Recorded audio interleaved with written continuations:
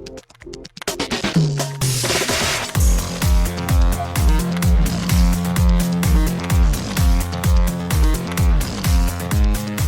and welcome to Too Fast, Too Forever. There's all kinds of family. We chose this one. This is episode 195, Fast and Furious 6, Lap 9. I'm Joey Lewandowski. I'm Joe too, and this episode's brought to you by Mark Jacobs and his Runway collection for fall 2021. I was like, where's the... all right. You got there eventually? It wasn't eventually. It was a very quick thing, but it was I wasn't expecting. I was like, where's Jake? Oh, there's Jacob. Got it. After the break, we will be talking about Fast and Furious 6. But Joe, extracurricular activities, what have you been up to since we last spoke? I gave kind of a hint to you a couple days ago. Pretty much the only thing I've been up to is... Well, you didn't give me a hint. You showed the whole thing. I showed you the whole thing. Yes, exactly. And you also talked about it on this show. Or maybe it wasn't on the show. Maybe we were just talking about it before. Yeah, we talked about it, though, last week, either on air or off air. And then the hint, dear sweet listener, is Joe showed pictures and described what happened. So I don't know if this is a hint to a thing. I don't know what the thing is, but like, because it sure feels like the whole thing. But I yes, was please go ahead. going by like, you know, what kind of hints I like for the movie game is like when you tell me what it is. When I tell you what the title is, and you're like, oh yeah, that movie. Yeah, perfect.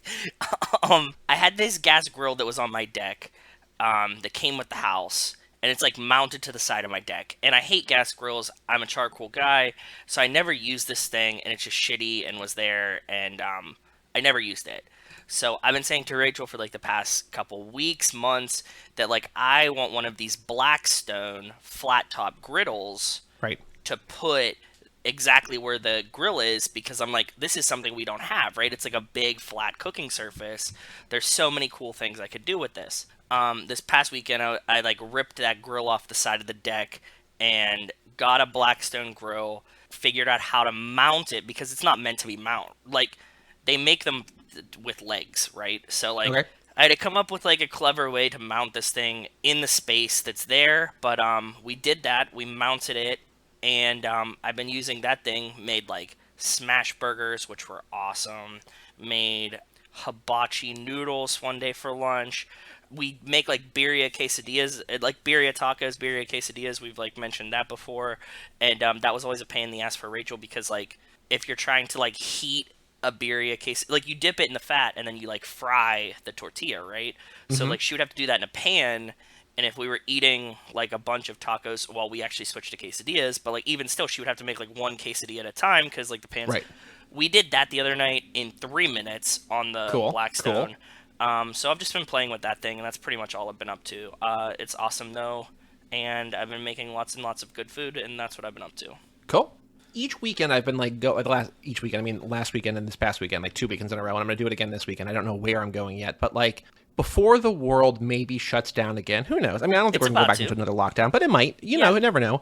I'm just going to different towns around me and getting good food and stuff like that, so I've been continuing to do that, and I got good donuts and a good burger this weekend, and what else did I get? I got pickles at an artisanal pickle store. Oh, that's cool. I made, on that note, we like took the pepperoncinis from our pepperoni plants and pickled those this weekend too. So cool. Thanks for reminding me about the pickles. Yeah, this place is cool because like they have 2 locations in New Jersey, and there's a bunch of they probably have like 15 or 20 different types of pickles that they brine. They also have other pickles that they get like imported that are like, I guess, fresher because these last. I'm like, how? She's like, I was like, I need you to like explain all of, because I know pickles, but like I don't know where to begin because there's so much. And she's like, well, these are this is blah blah blah. She's like, but the pickles that I bought, they last 2 years, or if they're open, they last a year. Which I'm like, okay, cool, that's plenty of time. Plenty of time, yeah. And there's other ones that they have that I guess are like again fresher. I don't know. She's like, these last 8 weeks. I was like, oh, I'm not going to eat that many pickles that fast, but okay.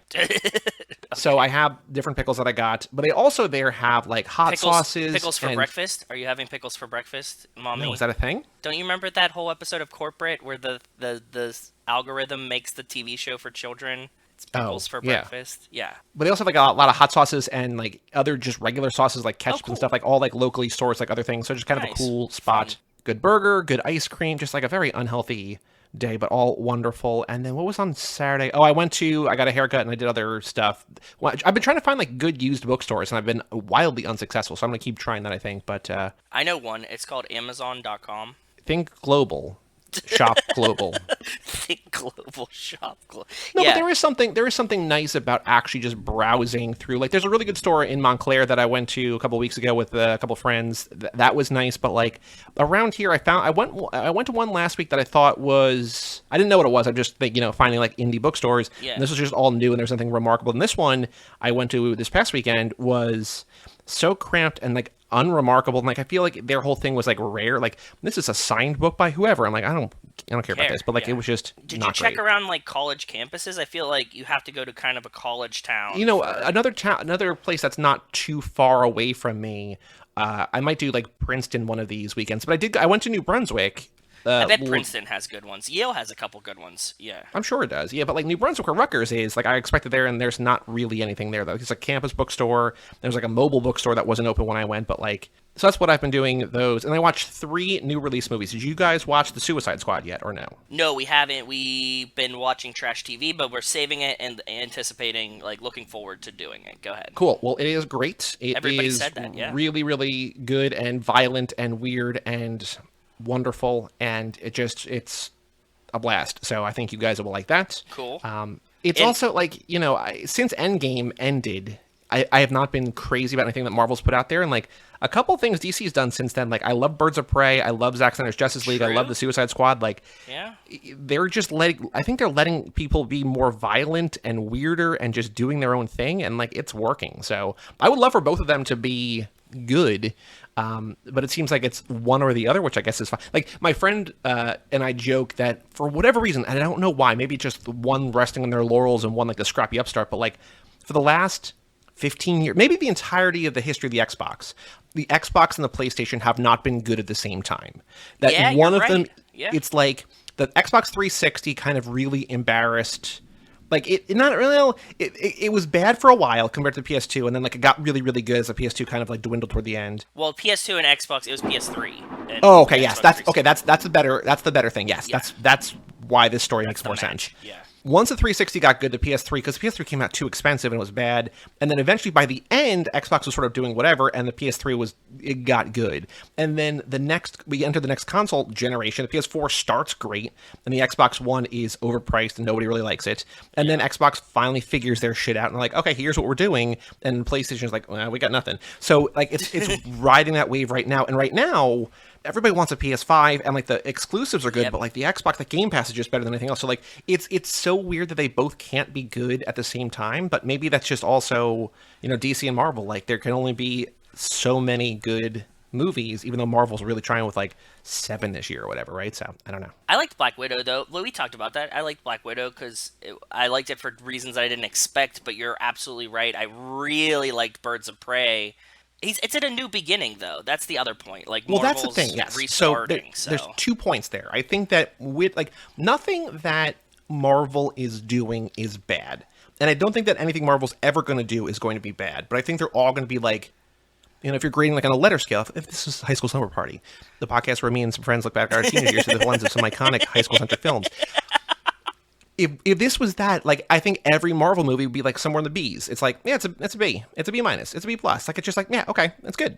Like, it's never going to be bad, but it's never going to be great, I don't think. And the other issue that I think, and I would love to be proven wrong. I want to put that out there. I would love for it to be like, oh my God, this next movie is my favorite Marvel movie of all time or whatever, right? Yeah. I don't know where they're going, because now we're in phase 4, and I'm sure people who listen to the show also know MCU, but like, Endgame ended phase 3, but they had taken these 22 or 23 movies or whatever and built toward a thing where everything came together, right? Yep. Can you hear the thunder? Yes, I just did. It sounded like you were like rolling something across the table. Oh yeah, no, it's just thunder. It started I storming heard it. like as we started recording, so Okay. enjoy that, listeners. I don't know where they're going. I don't know what they're building toward. And maybe part it's of the the villain fun. from Loki. It's part of the fun, but like it's so much that just feels like it's sprawling, and I don't know what's happening. I think between like the new Guardians movie and the new Thor movie and the new Doctor Strange movie, we're gonna get this multiverse thing laid out, but like, Until I don't then, know. Yeah. I liked having a thing that we were building toward, because when it landed, I was like, oh my God, that's better than I ever thought it could be. After the Suicide Squad, I watched it on HBO Max. Then I went to the theaters and I saw two different movies on Saturday night. I saw, you had mentioned before we started recording about something else altogether, but I saw the new M. Night Shyamalan movie, Old, Old. On the beach. which is good. I want to see it. Rachel wants to see it. It looks fun. I like these stupid movies. Yeah. It's objectively bad in certain ways. Yeah. It also does things like I've never seen a movie before explain what it's doing while it does that. Like a character will do a thing and then explain why they're doing that. I'm like, stop it. And like the acting and the line delivery and the writing is bad from time to time, and that's part of the charm for me, though. You know, I like shit like that, though. But like, I was just hoping for like a weird kind of crazy movie, and it is somehow weirder than I was expecting it to be, and I was expecting it to be pretty weird.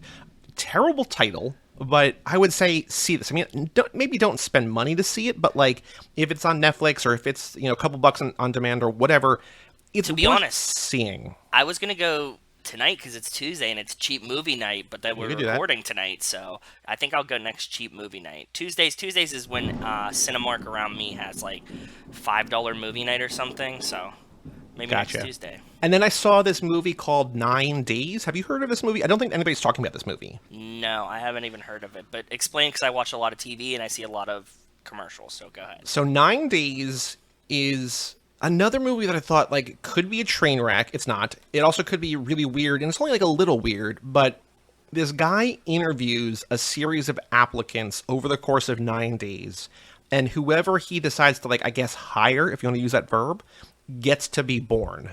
Like, he's not God. He was a human. They don't really go into too much into his backstory, but he was a human, and now he sort of exists in like it's on. Did you watch The Good Place? Did you and Rachel watch The Good Place or no? Then never mind. But there's a really good parallel there, but I can't. It won't make any sense. But he just kind of exists in this sort of desert area. People show up, and he just asks them questions, and like everybody that this guy has picked in previous sessions or whatever, he has a TV in his living room that he can see first person point of view of through their eyes. Okay. And so there's like 10 or 12 different TVs, and like he's just watching them and taking notes on them and like having these applicants watch them. It's a weird kind of high concept. Jesus. Big bang. Yeah, big bang. It's a weird high concept premise, but it works. And like at the end of the day, and this is not really a spoiler because it just kind of feels like what this movie would be, but it's kind of like, hey, just enjoy life. Like, cherish the little things. Don't be a dick. And just kind of cool. I'd get behind that. Yeah, and so it's like a kind of a nice movie. And both that and Old, I feel, are very much COVID movies in that they're kind of like remote locations, very small crews. But 9 Days, like, it's the kind of movie that I'm surprised is in theaters, maybe? I don't know. I don't know.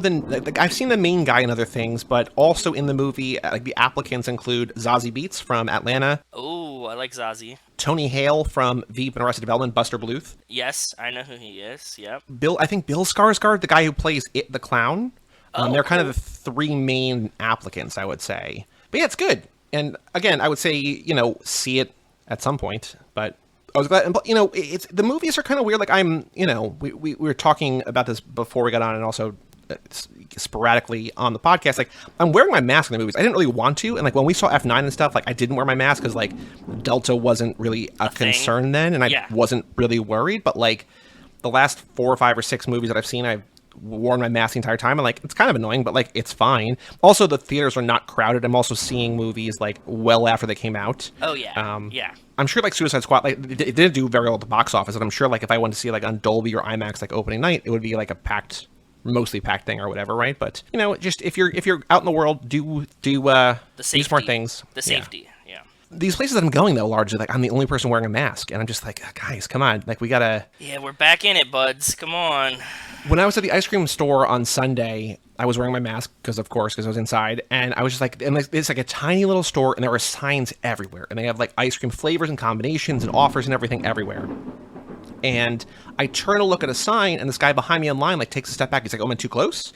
And, like, the way that I heard, like, the way that he said it, like, he could have been an absolute asshole, like, oh, like, look at you masked up, like, I don't want to get too close, I have COVID, but it's just the guy was like, he wasn't wearing a mask, but he's like, I think he was worried that, like, I was uncomfortable. I'm like, oh, no, man, I'm just, like, looking at the sign, like, you're good. And then me and him and his wife chatted for a little bit, but, like, even though he wasn't wearing a mask, it felt like he was taking it seriously. Yeah. Which I guess is kind of all you can ask for, but also just wear a mask because, Yeah, we're back in it. Oh, my power just dipped, but I'm back here. So this might be an interesting thing. But that's all, that's all I got for now. But we have a Patreon page, toofast2forever.com. Shout out to Cassie Wilson, Jake Freer, Ben Milliman, Nick Burris, Alex Ellenin, Justin Kleiman, Brian Rodriguez of High School Slumber Party, Haley Gerbies, Wes Hampton, Christian Larson, Jerry Robinson, Dan the Duke Hayden, Renato DiDonato, Michael McGann, and Jessica Collins, a.k.a. Montez. Thank you all for supporting the $5 level or above, $5 level a month or above. Actually, there's another thing I did. Last night, Bob came over. We did not record a How to Win the Lottery, but we had a... what did I call it? I gave it a very ornate name for no reason. The Lottery Pod Internal Planning Committee Call to Order Session 1, because we're nearing the end of the first season, which is about trauma and grief and the way that we handle all that stuff. Yeah. And so we're like, we want to figure out what we're going to read next, what Bob's going to pick to read next. And so we had a little powwow with Bob's friend Egg and my friend Desiree, who I've mentioned before, and Montez was there, and we were all on a Google Hangout, and It was wonderful. And we talked, it was almost an hour last night, and we just figured out what books and what theme and everything we wanted to do, and it was great. So it was good to see Montez. But I was also thinking, I don't know if people would be into this, and I think I want people to write in. I don't know if you would be into this. What? But, we haven't done a family watch party in a while. I'm wondering if we would do like a video one instead of doing an audio one. Like do like a Google Hangouts or a Zoom or something, and like do a screen share of a of a movie and do a video one, or is that too personal? I think that next time, which we still have to do, and we have the perfect movie set up for it, and I don't know why we've just been putting it off or forgetting about it, but I think next time you and I can do a video. And if anybody else wants to join with video, they're welcome to. Well, I think that's the thing. That's basically do it on Zoom or do it on Google Hangouts, and people can join with audio only, or they can do it with video as they want. Like, I don't know that Discord's video, and Discord, like, I feel like the way that we've been doing these watch-alongs, like, Discord has gotten worse. Like, our way of doing it has, like, failed us. Yeah, yeah. I kind of want to mix it up, and I know that, guests and friends of the show have hosted, like, Zoom movie nights and stuff like that, so... Yeah, we can talk to Chris Podcast. He was doing a couple. Chris Podcast and Larson both were, yeah. So. Yep. But thank you all for supporting the $5 a month level or above. If you want to join, get your pick of movies, early access episodes, get every episode 2 days early. Oh, we did another thing. We did a bonus episode with the Mikester. We did Holy Motors, which is available on toofast2forever.com, so our patrons have access to that now. It's a movie that we'll never talk about on the main feed. There are now 10 bonus episodes. So if you join at toofast2forever.com, you get access to all 10 of those. And every episode, I don't know, 3, 4, 5 days early. Comes with a pro-life tip from me. Yeah, let's not say pro-life. A professional tip for your life. How about that? Is that professional tip for life skills? A life hack, yeah. A good thing to buy. Hack. There you go. Yeah. All at toofast2forever.com. We also have a store, toofast2forever.shop. And if you have not left us a review yet on Apple Podcasts, US store, please do so, because that helps us, and who knows what, who knows how, whatever. But Joe, on the streets, news about the Fast and the Furious. What you got? Anything of note? I posted one thing last night. No, what did you post last night? Michael Rooker, in an interview, said that he's coming back, which is something that Corey, Corey said that he thought it would be surprising if he didn't come back. I think there's a way to read the quote that it's not confirmed. He's just like, oh, well, of course I don't come back. They bring everybody back. But it's just like, he might not know that. Like, there's a way to read that quote. Just like, oh yeah, he's just like, he's manifesting it into the world. It didn't seem like he's like, oh yeah, like they already called me about the next shoot. He's just like, they bring everyone back, and there's a lot you could do with that character, so, like, I can't see why they wouldn't bring it back. Like, it was more like that kind of a response that they clickbaited into Michael Rooker confirms he's back for F10. Yeah, I mean, it was some website that I've never heard of before, and it was in I get a Google, like a daily digest from Google alerts about Fast and Furious, Nicolas Cage, and Keanu Reeves. I got them for every actor we did it, and I'm like, I don't care about most of these. Like, but Cage and Keanu were like the most prolific ones, I think, and then also... obviously Fast and Furious, and it was like, this was the top story in yesterday's. It was just like, this star of F9 confirms he's coming back. I'm just like, what? Like, who could this even, like, who are they, like, being weird about? Like, it's because a very clickbaity headline. I'm like, oh, Michael Rooker. Okay, yeah. Sure, whatever. Exactly. Cool. Oh, also, I skipped over mailbag because we don't have any emails today. If you want to email us, family@cageclub.me. That's how I jumped directly to the On the Streets, because there's no emails, which is a rarity, but family@cageclub.me if you want to send in a note. But the other news, which is not really news yet, what kind of news, because we've talked about it already. What? But this Friday, out now as you listen to this, Spy Racer Season 5. Oh, God, yeah. South Pacific, available now on Netflix. We're going to watch them. Yeah, Nico and Kevin are going to talk about them with us. And, so it's out now. Sometime in the next, I would say, 2-ish weeks, there will be an episode. As soon as we can get together, because they're going to be on, spoilers, they're on next week's episode for F9.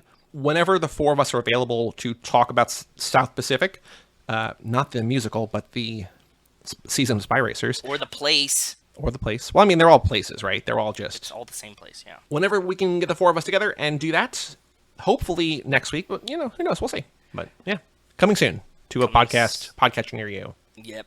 Any other news that you've seen, or is that it? That's it. Well, the only thing to do before we take a break and talk about Fast and Furious 6 is the Fast and the Furious minute 22, a minute I named after a Chad Ochocinco, or I think probably at the time Chad Johnson, quote, "Get your popcorn ready." Not a cop anymore, bro. Is that true? Blondie here's not a cop anymore? That's true.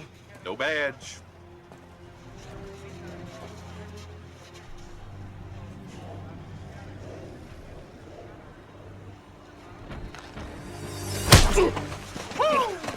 Here we go.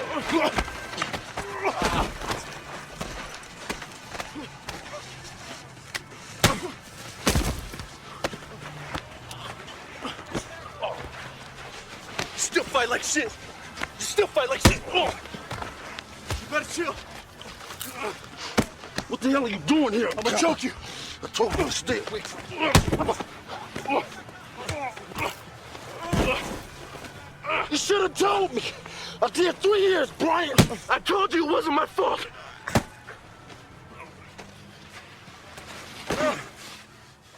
In this minute, Brian and Bilkins kind of tell Roman that Brian is no longer a cop. Roman walks over to Brian, balls a fist, and punches Brian in the face. Brian and Roman scrap on the ground as Bilkins walks to Roman's trailer, sits down, and starts eating popcorn, all while enjoying the fight. Brian puts Roman in a headlock, and they sort of kind of resolve their differences as Brian lets Roman go as the fight and the minute ends. And again, weirdly, it's a very nice self-contained minute that the fight ends basically as the minute. I don't know why it keeps happening. I mean, coincidence, but it's wild. We were laughing about this because, like, the minutes are kind of arbitrary, right? Like, you start them, like, you're like, okay, this is, like, the first minute of the movie, but, like, it's still fucking arbitrary because, like, if you started it from... when the thing dropped, whatever. You could start it wherever. It would be the weirdest bout of OCD to, like, direct or edit a movie to be like, these are all, unless, like, that's the point of the movie, right? Like, yeah. It would be so weird to be like, okay, so this is we're nearing the end of the minute in this edit. They're all edit. just coincidences. Yeah, they're all coincidences. It's just weird. It's just very weird coincidence. This is the iconic, you fight like shit, you fight like shit minute, which is good. There's also an undersung quote in here as well from Brian. "I'll choke you." Yeah, yes. This is the first time I noticed him saying that when I watched this minute 10 times today. They really are like they're little boys. Like, it's so funny that they're just like they're like 7-year-olds like fighting on their mom's bed or something, right? It's just like this is the arena. If you fall off the bed, you're out. Yeah, but overall, there's like really nothing in the background. But I did find something interesting. And I think you probably noticed it too, but it's like the first time I really noticed it. So I got a couple more cars that were in the background. Sure. If you like open where the Buick Century is, okay? Yeah. Mm-hmm. Why is this station wagon floating in midair? It's probably stacked on top of the other one, right? No, it's not, because the distance is... It's not on that car. It's on another car behind it, but it looks like it's floating. That is weird. All right. And it's not on Jack's because the car is like... it's just like the way the shot is. If you look behind Brian and Roman fighting, there's a car parked and then there's a station wagon that's off the ground, but just like the way it's lined up in the shot, it looks like this station wagon's just like hovering right above that. It's clearly not on that car, it's just behind it. It's very weird. I also in this shot you see the two dudes and like these two dudes... I want to know about them. Yes, go ahead. I get that it's kind of just, they're in the middle of nowhere, maybe kind of like Australia was at one point, no shade to Australia, but Australia was like founded by like, just like, that's where we're going to bring the criminals, right? Which is like, just go out there and just do your thing because you can't get off the island or whatever, basically. This just feels like they're in the middle of nowhere. I'm not going to ask any questions. Just do your thing. Don't look, don't tell. Don't ask, don't tell. Like, it's just also like Alaska. Like, Alaska's just like, I mean, and like Kate has talked about this on High School Summer Party episodes. Kate Hudson, past guest of this show, just like people don't ask questions in Alaska because like you don't wind up there by chance. Either like you were born there or you went there because you had nowhere else to go, right? Yep. And so it kind of feels like this might be the same kind of thing. And yet it's still remarkable how little people give a shit that these two grown-ass men are just fighting, like full-out fighting on the parking lot ground. Like these two dudes are like having a conversation they kind of look over, but they also don't care. Yeah, they're just like, let's see what happens here. I don't know. That's my normal reaction to stuff like this. Like, whenever I experience something like this, it's not happening to anyone I know directly. I just kind of just like I'm like watching from the side. I can see it, but it is amusing that these two guys are just like they must have been like walking to their car, right? Because apparently the demolition derby, at least that round is over, and then they see them like start fighting, and they're just like, let's stand here and watch these two guys fight. Yep. Okay, cool. In another movie or in a different type of scene, or where the goal of the scene is something different, you can see like a crowd gather around them, like, oh, fight, Yeah, fight. like high But school, yeah. Yeah, people are buying popcorn or whatever. These dudes are just talking. Bilkins is eating popcorn, just enjoying it because, he ain't in it. Nobody cares. It's just very funny that, like, we care because we're invested because we care about Brian. Like, this is Brian's boy or whatever. But, like... People are still ordering food. Like, it doesn't distract the food people. They're just totally fine with it. I like that a lot, though. I do. So I have two different trivia questions. I think we could actually use both, or we could just do one. I'm not sure if you like one or the other. But the two questions I have... Okay. How does Roman refer to Brian? He calls him Blondie. Oh. I mean, there's also we have to make sure that Pig is not an answer, because he also calls him Pig, but like that's not what I'm trying to get at. Or the other question is, how long did Roman spend in prison? Because, we got 6 months in Lompoc or 6 months in juvie, 2 years in Lompoc, whatever. In the first movie, here, Roman says, I did 3 years, Brian. Oh, those are good questions, I think. These are both really good, bud. I do like these.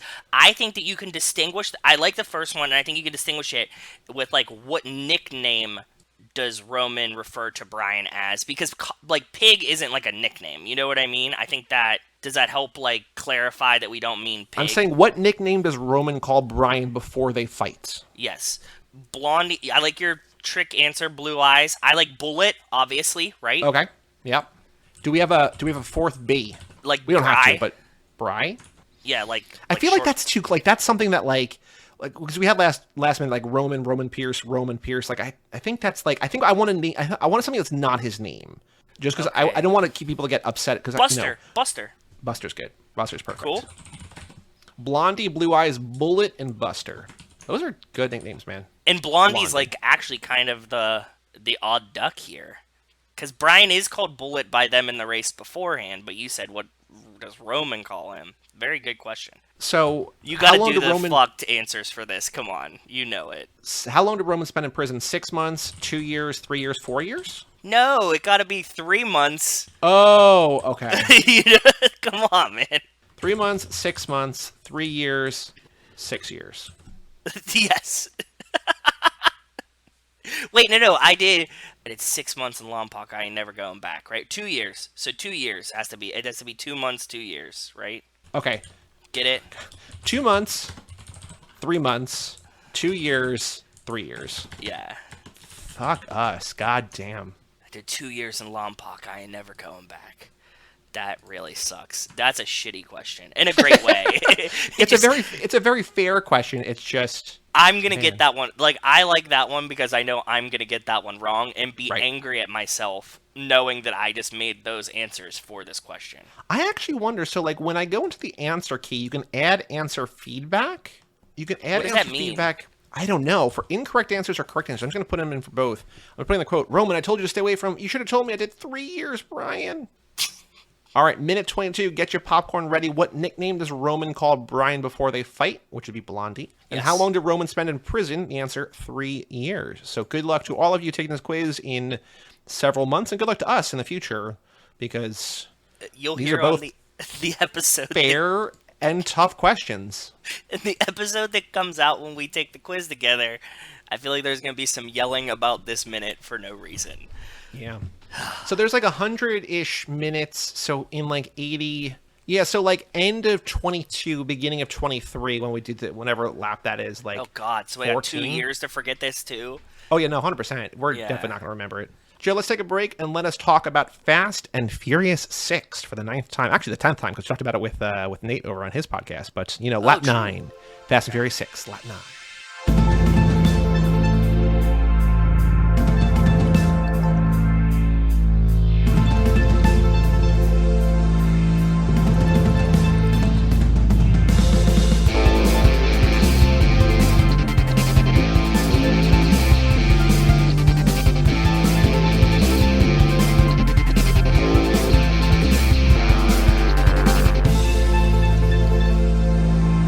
Welcome back to Too Fast, episode number 195, Fast 6. Nope. Furious 6? Fast and Furious 6. Fast and Furious 6. This episode is brought to you by Marc Jacobs Runway Collection Fall 2021, and it seems like the theme this fall is giant-ass sequins. You better hide that giant-ass sequin. Yeah. With us tonight to talk about Fast and Furious 6, we have the host of the I Like to Movie and Hot Property podcast and a writer for both Movie John and Findy. Everything can be found at scullyvision.com. We've probably mentioned his name on here before because he is friend, colleague, co-host, all sorts of in the aura of fan favorite Garrett Smith. We have Dan Scully. Hello, Dan. Hello. Thank you so much for having me. Thank you for being here. I have course. a very important question for you because I want to see if it tic-tac-toe 3 in a row. Do you go by Dan or do you go by Scully? You know what? I go by both. Typically Dan, but when there's more than one Dan in the room, I go by Scully. Yeah, either is fine. Okay, both, the reason I cool ask for me. is because I have a friend with the last name Scully, and he goes by Scully. And then on the X-Files, Dana Scully goes by Scully as well. And so I was wondering if that was just a Scully thing, or if not. But, you know, we're happy to call you Dan here. Whatever it is, exactly. I think it's, you could talk to any Scully, and that's like not a decision that we actively make. It's a decision that's made for us. Sure. But I will say this, and I try to put this out there anytime this comes up. So many people come up to me and they're like, oh, Scully, like the X-Files, you're Dan Scully, she's Dana Scully, ha ha ha. And then they go, oh my God, that probably drives you insane. And I just want to put it out there that no, it doesn't.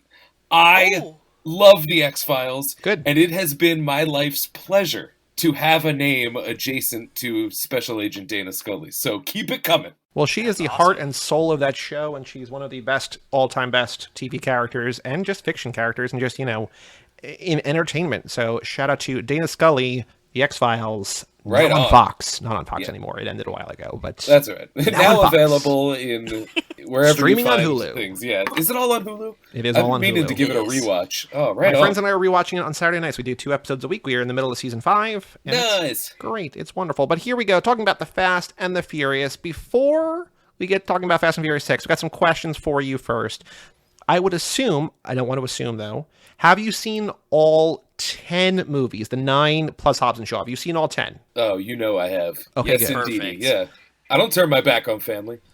Wonderful. Well, before we get your rankings, I do want to know, what's your history with the franchise? What was the first one you saw? Which have you seen in theaters? When was the first time you saw this? However you want to enter, what's your history with the Fastiverse? My history is probably similar to a lot of people in that I saw the first one, I believe just on video. And then I went to see the second one in the theater, and at that time, I kind of was very dismissive of the franchise, because I was like, these are stupid movies for stupid people, and I'm 17, and I know everything. It was like that kind of a thing. And then I sort of just dismissed them. I didn't see Tokyo Drift. I had a roommate that loved them, and so we watched part 4, and I was just like, yeah, whatever. And then when Fast 5 came out, the trailer... I was at the movies with my roommate at that time, and he was like, dude, we got to see that. That looks insane. And I was like, all right, man, whatever. Like, I'll go. And sure enough, we went, and it was the best. It was the best time. Oh, it was so incredible. And so at that point, I was like, all right, this franchise clearly seems to understand what it is, and it seems that I'm the one who misunderstood it. So I went back and watched them up to 5. And, realized that it was sort of both of those things were true. I think 5 is where it sort of found its legs. But through the lens of 5, I was able to appreciate the ones leading up to it. And I have been on board with the family ever since. I've seen every single one since then I saw in the theater. Very, very cool. So now... the difficult question, or maybe easy, I don't know. What are your rankings from favorite to least favorite or bottom up, whatever way you think is going to generate more suspense? Okay. What is your ranking of the Fast and the Furious franchise? We're going to go from worst, I don't even say that. We're going to go from least best. Sure, yeah. To best. Yeah. Although, I got to say, the bottom 3 on my list, I don't actually really like that much. But, and I will say that watching part 6 just yesterday, I had to do a little, rejiggering of my ranking. Okay. So... at the bottom is Fast and Furious, the 4th one. Okay. I think that movie's just So turgid. just to be clear, you have all 10. You're ranking 10, or are you ranking more? Because there's the short films and stuff. Like, where is this number 10? Where are we slotting this? This will be number 10. I Okay. didn't do any of the short films, but That's I did fine. include Hobbs and Shaw, and I Okay. did not include Better Luck Tomorrow. Okay. So the next would be The Fate of the Furious. Mm-hmm. Right above that is Hobbs and Shaw. Okay. Right above that would be The Fast and the Furious. The Wow. original. Okay. Above that, I'm going to put number 3, Fast and Furious Presents Tokyo Drift. Sure. Yeah. Yes. Right above that is Too Fast, Too Furious. Cracking the top That's half. high. Too That's fast. high, Okay. yeah. Yep. Higher than average. That surprised me more than anybody, because I remember thinking that movie was just so dumb. And then I watched it again, and I was like, man, I really enjoy the friendship of Tyrese and Paul Walker. Yeah. So above that would be F9, The Fast Saga. Okay. Number 4. All right. That's right in the wheelhouse in the where we keep realm finding of it. what Yep. we're getting it, yeah. Or as Joe likes to call it, the bottom of the top third. Yes. Very well put. So above that would be Furious 7. Okay. Number 3 is Furious 7. So we have here your top 2. No surprises. 5 and 6. But which order? What order are they going to be in? Well, as of last night, I switched them.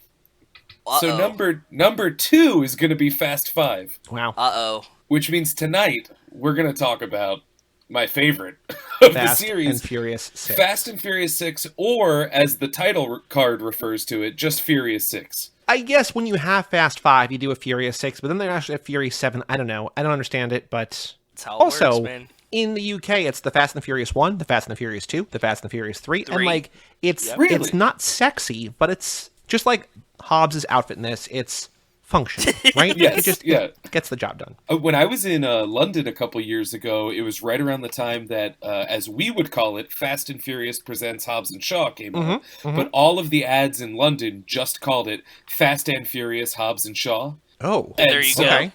I liked to, and I know that it means the same thing as in Fast and Furious Presents, but I like to think of it as a descriptor, where it's like, yeah, this is Fast and Furious, Hobbs and Shaw. You know, they're both fast, or unless you want to assign one or the other. But yeah, Fast and Furious, Hobbs and Shaw. I really liked that nomenclature. Again, before we get going on this movie, we've got some either or questions, some hard-hitting, heavy questions. Yeah, bring it. Are you ready for these questions? Either or lightning round. You can either explain yourself or not. It's totally up to you. Yeah, let's do it.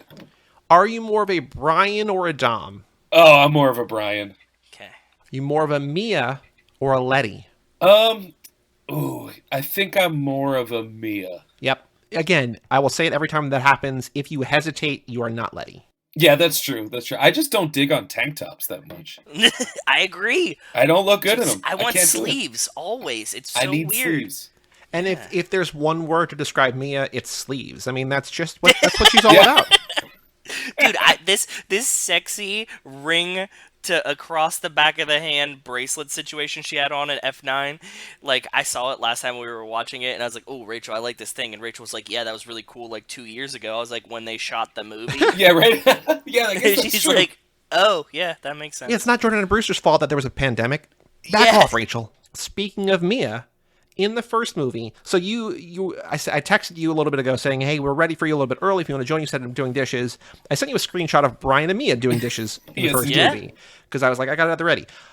So in that scene, Mia asks Vince, hey, what's the name of that Cuban restaurant you want to take me to? You know, it's got the wood tables, the red candles, the picadillo, the food all over the place. So Dan, we're like, thank you so much for joining the podcast. This is a smash hit. 2 million downloads. You're an international superstar now. We want to thank you. We want to take you out to a restaurant. We want to take you out to a place that has wood tables, red candle, picadillo, food all over the place. If we're describing a restaurant as having food all over the place, what does that mean to you? Is that a good thing? Is it a bad thing? What are you visualizing? What are you picturing for a restaurant that has food all over the place? That's an incredible question. Thank you. You know, it's weird when you said food all over the place. My brain immediately went to. Now, I don't know if this was a regional thing or where you are relative to me. Do you remember a restaurant called Lone Star Steakhouse? Of course. They still have Lone Star. They're still yeah. around here. Yep. Mm-hmm. What they don't do at Lone Star anymore, and what used to be the big draw, was that they had giant barrels of peanuts, and it Oh, was yeah. understood that you could just throw the shells on the floor. Yeah. And so that's what I'm picturing of food all over the place. It's just peanut shells on the shells. floor. All over the lobby. Yeah, that works. There's a bar in Pittsburgh, and we like showed up there, and for some reason, the day before or like the weekend that we were there, they had like a luau or like a tiki theme night, so the whole bar just had sand all over the place. Ooh, that sounds like a nightmare. Yeah, it was just as bad as peanut shells in my opinion. You know, it's got the umbrellas, it's got the tiki men, it's got sand all over the place. All over the place. Yeah, exactly. What's the name of that place? Oh, Cha Cha Cha. Honestly, Lay. I don't love the beach, but if the beach was peanut shells instead of sand, I would actually love it a little bit more. Really? I hate sand. I hate it. Yeah, but peanut shells are terrible. Yeah, peanut shells are even worse. This is lesser of two evils, if there ever was an example. Wow. Okay. I hate sand. Fascinating. Okay. Glitter or sand? Glitter or sand? I would rather glitter because that's only a visual problem. It's just sand is like there's not a crevice in my body that it can't find its way into and then irritate. But like glitter's just a visual thing. It's like, okay, my belly rolls sparkle. That's fine. I can live with that. But like if they're just like scraping them in my flab, I don't know. Not for me, man. Are you more of a Tej or a Roman? Oh man, I would say based almost entirely upon my evident lack of tech skills. Yeah, you're not Tej. I am not a Definitely Tej. not Tej, So by that standard, I would definitely be a Roman. Now you are in the greater Philadelphia area, if I am led to believe. Is that correct? That is correct. I am in South Philadelphia. Scenic, beautiful South Philly. I don't know much about South. I know about West Philadelphia. I have a friend who was born and raised there. Yes. Did he spend most of his days on the playground? He did. Okay. Now, he moved to a place that has one of these restaurants. These are not necessarily around here, and by not necessarily I mean they're just not around here, but are you more of a fan? Do you have a choice? Do you have a preference between In-N-Out Burger and Whataburger? Actually, yes. I have been to both, and I think that Whataburger takes a slight edge. Ooh, yeah. Ooh. Yeah. That's rare. That's rare. Is that controversial? Well, I lived in Austin for a couple of years, and I really like Whataburger, and I have not had In-N-Out. I've only had In-N-Out in California once. I need to have it again. I've had it subpar In-N-Out in Austin. There's a bone of contention. I'm in the same boat because I've only had In-N-Out once, and I've had Whataburger a few times. It's just that Whataburger sticks in my memory, whereas In-N-Out, like, you could trade that with Sonic, and I wouldn't really be able to tell you. You could say that the memory of that is In-N-Out. Yeah, exactly, yes. So here is a question, changing the subject for a little bit. Is Brian O'Connor good at his job or bad at his job in terms of being a cop? Is he a good cop, bad cop? Is he good at his job or bad at his job? Brian O'Connor, a.k.a. Brian Earl Spillner.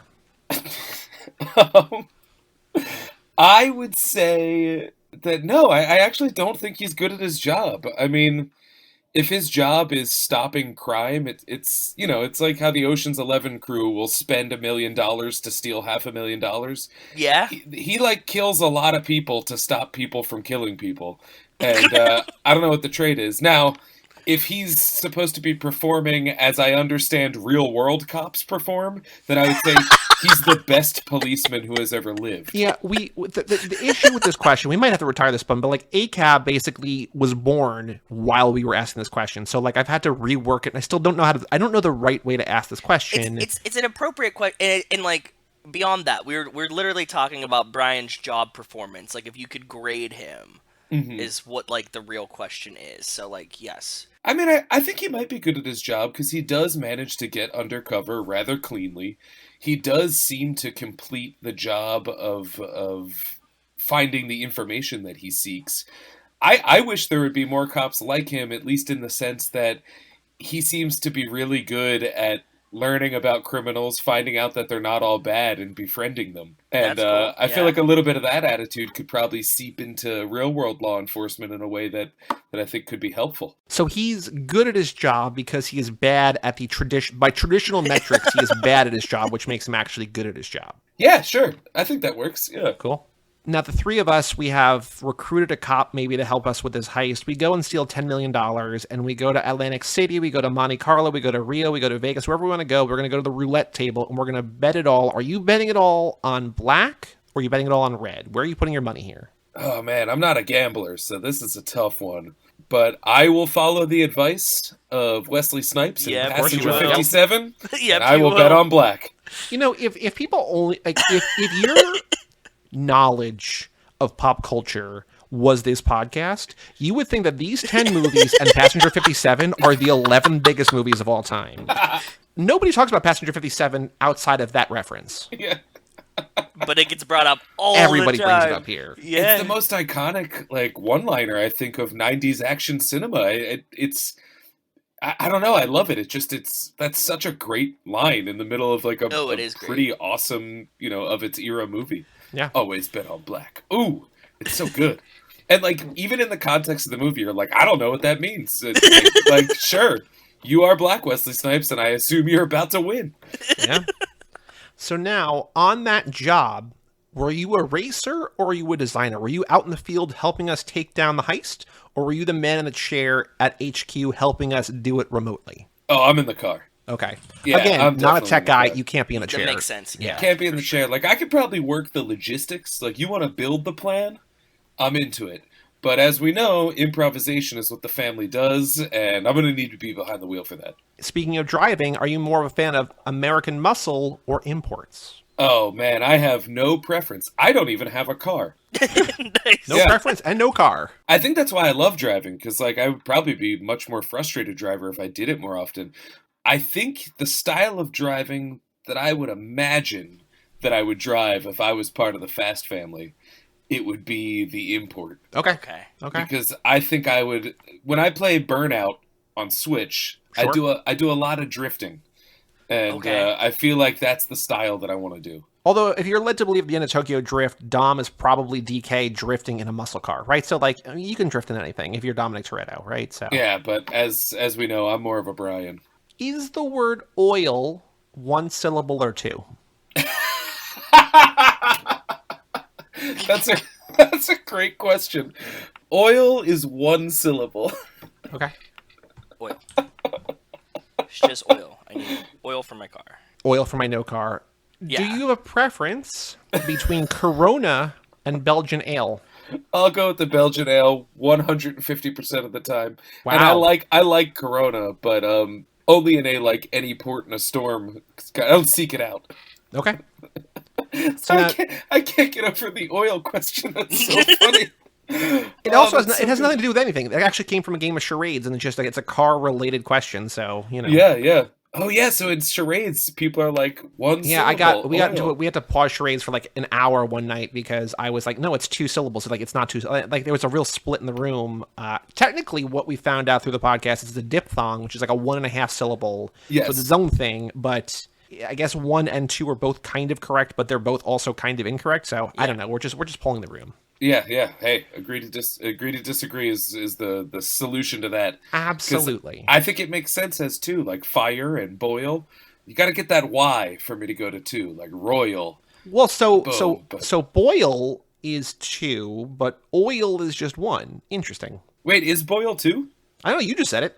Oh no, I must have misspoke because I mean like Caught in boil the is lie. one. Yeah, boil, foil, oil. That's all one because it's like the same Okay. suffix there. But like royal or that's all I got. That's two. But royal is 2. But what about the word ROIL? Like That would be royal- one. So you're going on letters and length of the word, almost. Sort of. I think that like in a word like royal, like as in a king, that Y is a consonant Y, and I believe that syllables are designed around consonant breaks, whereas royal ROIL does not have that consonant break because in royal with the Y, that Y definitely functions not in its vowel form. Interesting. But if we were to look at like olive oil, her from Popeye, her last name is spelled OYL. That's an example of the Y as a vowel, and so her oil would definitely, in my opinion, be one syllable. So she has a Y, but it's also just 1. It's just one because it is it's functioning as a vowel. Like that's the and sometimes Y vowel. No further questions Yeah. about that one, at least. I got a bunch more questions though. Yeah, let's do it. taking a step back, we're on that job, you're out in the field, we're like, Dan, we need you to distract the room. Joe and I are going to go over here. I'm going to lift a car. Joe's going to do something under the car. It's unclear exactly what's going on, but we need you to do what you do best. We need you to shine bright like only Roman Pierce can. We need you to sing a song a cappella style. What song, whatever you want to sing, what song are you singing to distract the room while we go steal a computer part? I am going to sing The Killers, All These Things That I've Done. Good song. Because that kind of gets everyone's attention, and if you can kind of get them all to start joining in on the I got soul, but I'm not a soul, you get the clap going, you guys could perform 7 heists by the time I'm done working this crowd. That's very noble of you. I appreciate the time that you're buying us with that song. Yeah, I mean, it's family. It's what we do. So now as we're escaping, well, it only works half the time. Would you rather drive a car into a plane before it takes off, like we see at the end of this movie, or, like in Furious 7, would you rather drive a car out of a plane that's in the air and parachute safely to the ground, knowing you're going to be safe either way? Would you rather drive a car into or out of a plane? I think out of the plane. That's okay. Before that, we were at a 16-16 exact split there. So really, dead tie. Yeah. And we had one person, I don't know who it is, but one person gave a different answer. Of course it would be Rachel. She said either one. If I didn't have to pick one, I would be in the middle there, because there is something satisfying about, like, just threading that needle right into the back of the plane. But, I mean, if we're doing survivable, cool car stunts, sure, then, yeah, I gotta fly a car on a parachute out of a plane. I mean, come on. Now, speaking of nebulous things that are hard to understand, if you hear a woman or person, anybody, is described as having no knees, like the only thing I've seen you take down is no knees Denise, when you're trying to picture Denise and you only know her as no knees Denise, what does that mean? What is no knees? What does having no knees or being called no knees mean to you? I mean, the first thing that I think of when I hear no knees is Hank Hill's dad on King of the Hill, who had his shins, shins blown off, so he doesn't have knees. Man, I have no clue what that means. Okay. Outside of that context. Joey didn't like my joke. There's a guy in power walking. His name was Denise, and you don't flex your knees at all in power walking.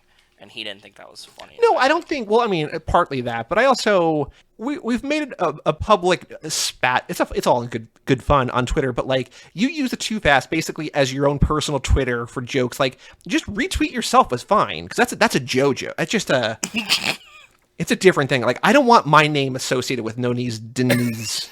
I mean, come on. Did anybody think that you came up with the No Knees Denise joke? I don't know, man. I'm hung up on the idea that is that actually like good power walking form is to not use your knees? It's just all hip swivel. Yeah, it's weird. Yeah, you know what? Now that I'm thinking about any time I've seen power walking, it is very heavy on the hip swivel. I think it's also probably like a visual cue that you're not running. Mm-hmm. Yeah, that's true. So nobody looks and be like, why is that person walking so weird? Right. But I can't imagine walking without bending my knees. But they have running judges. You get a yellow flag or a red card for running. Mixing metaphors of football and soccer. Yeah, I know. Yeah, and it's yellow flag but red card. Weird. That's weird. Wild. Would you rather die in a fiery explosion or by drowning in icy water? Oh my god, fiery explosion times a million. I mean, there's so much glory there, and also like drowning just I don't know. That seems like a little much. Okay. Yeah. Fair enough. An explosion, it's glory, and then boom, on the Rainbow Road. But like drowning, it's a whole thing. And like, even if I die in an explosion, everyone will be like, "Wow, we'll miss him," but wow. But if I drown, they'd be like, "Geez, he's still kicking." No one's gonna jump in. All right, so we'll check back in 10 minutes. You're being thoughtful of your friends, that you want them to see you go down in a literal blaze of glory. Yes. Oh, yeah. And also, too, I've held my breath for long times before, and, that's not always the most exciting thing. I mean, yeah. But an explosion, it's just like, half the explosion happens after I'm gone. True. So it's, true. Yeah, it's just nicer that way. Revenge of the Nerds or The Dark Knight? Oh, man. No context on that? No, this is the only one that I'm not giving context on. Okay, I will have to go The Dark Knight. I love me some Batman. Are you more a Hobbs or a Shaw? I think that I am more of a Shaw. Okay. Now, this is a tricky one. This is a new question. We're still trying to work out the kinks. I'm not sure if it's going to stick around. I like the idea, but I like the premise of it, but I don't know if it's going to stick around. But are you more of an Owen Shaw from this movie, Owen Shaw, a Mateo, Roman Reigns from Hobbs and Shaw, Hobbs' brother, or Jacob, John Cena from F9? Which of these brothers, these sort of second run, also ran brothers, Owen, Mateo, or Jacob, which one are you most like? I think that I would be an Owen. Okay. I don't remember much about Mateo, and if I'm being honest, very handsome. Jacob's kind of a non-entity to me. Fair. Yeah, I think that's fair. So far, he's sort of a non-entity. I think that's fair to say. He's new. He's still in the bad guy realm of things. It takes 2 movies. You got to become a good guy in the next one. And so him still in the bad guy thing, I really only know one thing about him, and it's that he's Dom's brother. So it's like the inverse of the end of The Dark Knight. You either die a villain or live long enough to see you join the family, basically. Yes, exactly, yeah. Yeah. And the final question, before we talk about Fast and Furious 6, who's your favorite character? Do you have a favorite character in these movies? Favorite family member or a villain or anybody? Any favorite character in the Fast and Furious movies? I mean, I think you can probably just add my name to the top of the stack of all of the people who said Han. Yep. Yeah. Everybody loves Han. That's why they had to unkill him and then kill him and unkill him. Twice now, yeah. Fair He's enough. so good. He's a big part in tonight's movie. He's a big part in Fast and Furious 6. This is the second time we see him die in that car crash, or I guess not actually die, because he doesn't actually die in 3, and he doesn't actually die in 6, and we see it again, doesn't actually die in 9. So, it's all sorts of craziness there. But to kick things off, the conversation about Fast and Furious 6, again, no wrong answers, just whatever comes to mind. Because F9, we were like, oh my god, Dom has a brother. Also, me has a brother. We don't care about that. Dom has a brother. Yeah. Jacob has existed in this world since the beginning of the franchise, so every time we talk about one of these main movies, we try to figure out where's Jacob. So in this movie, in a scene that we see, or if not, just at the time that this movie takes place, where is Jacob? Is he, again, spoilers sort of for 9, but I feel like we're down the rabbit hole enough that it's not really. Is he working for Mr. Nobody? Is he doing his own thing? Is he in London keeping an eye on the family? Joe, what do you think? Where is Jacob during the events of Fast and Furious 6? I think that he's definitely at this point working with Mr. Nobody. Okay. He has to be. Jacob and Mr. Nobody might be in the background of this movie. Okay. Just because as I was paying attention this time, we know that Mr. Nobody had Han, but he said he knew Giselle from before. And I paid very, very close attention to Giselle dying. So I want to, just very quickly, so in this movie, Giselle had already, at the time of this movie, Giselle had worked for Mr. Nobody. Yes. Han had not yet. No. And no one else had because he approaches in the next movie. So the only character, as far as we know, that we see in this movie who had worked for Mr. Nobody at this point, we are led to believe, is Giselle. Is that correct? Can we agree on that? Yes. Okay. I think that timeline works. Okay, Which so you're means paying attention to Giselle. Mr. Nobody knows Giselle. And when she falls off the back of the car and shoots the guy, she just disappears into the ether. There's no explosion. There's nothing. She just fades away. And as he jokes about in 9, magic tricks, he's done better, right? So you never know. That's what I'm saying. You think Jacob's with Mr. Nobody? Because at some point, we don't know when, at some point in these movies, he joins Mr. Nobody's group, and then he leaves Mr. Nobody's group, right? So, and it seemed like a long time, because he said, I used to run things with Mr. Nobody out of here for years. So you think right now he's with Mr. Nobody in London, ostensibly, watching all this go down? Possibly disappearing Giselle. Yes. Sure. Okay. That's Dan, what about you? Where do you think Jacob is? Is he in this movie? Is he somewhere else in the world at the time of this movie? What's Jacob doing in 2013, or if we move it forward a little bit to realign, like 2015, 16, whatever? Where is Jacob at? This is a really good question, and it wasn't until what you were just saying that I really had an answer for it, because you're right. Giselle would have already worked for him in the past. And I've always assumed that anybody in these movies that you don't actually see physical trauma happen to their body. Like, if we don't see their body become a corpse, then we can assume that there's a chance they might return. And I think that Giselle is definitely, whether they did this on purpose or not, but keeping her demise somewhat ambiguous, or at least ambiguous enough that you could pull a Mr. Nobody, means she could be coming back. Knowing what little I know about Jacob so far, that he did work for Mr. Nobody and then backed off, I'm going to assume that this is probably right around the time that he started to either distanced himself from Mr. Nobody or broke it off entirely. Okay. Which to me would explain why Mr. Nobody would pop in part 7 and say, hey, you guys are my team now. Because, like, it seems really weird to me that Mr. Nobody would be like, I gotta find me a team of people who are good at cars. But, like, if he's already been working a team that's good at cars, and that team, through Jacob, has quit, it would make sense that he would then approach the Toretto family. I like that a lot. So, yeah, I think that 6 probably coincides with the transitional period of Jacob breaking away from Mr. Nobody and doing his own thing. Can I throw a little Easter egg out here, though? I have a theory about Mr. Nobody, that in Furious 7, Mr. Nobody was written to be revealed as Brian's father, and then they had to cut that and alter it due to the real-world circumstances of Paul Walker's passing. And the reason why is because all throughout the movie, he keeps saying, I got something I want to tell you. I got a thing I got to tell you. And then it turns out to be just like a half-baked beer recommendation at the end.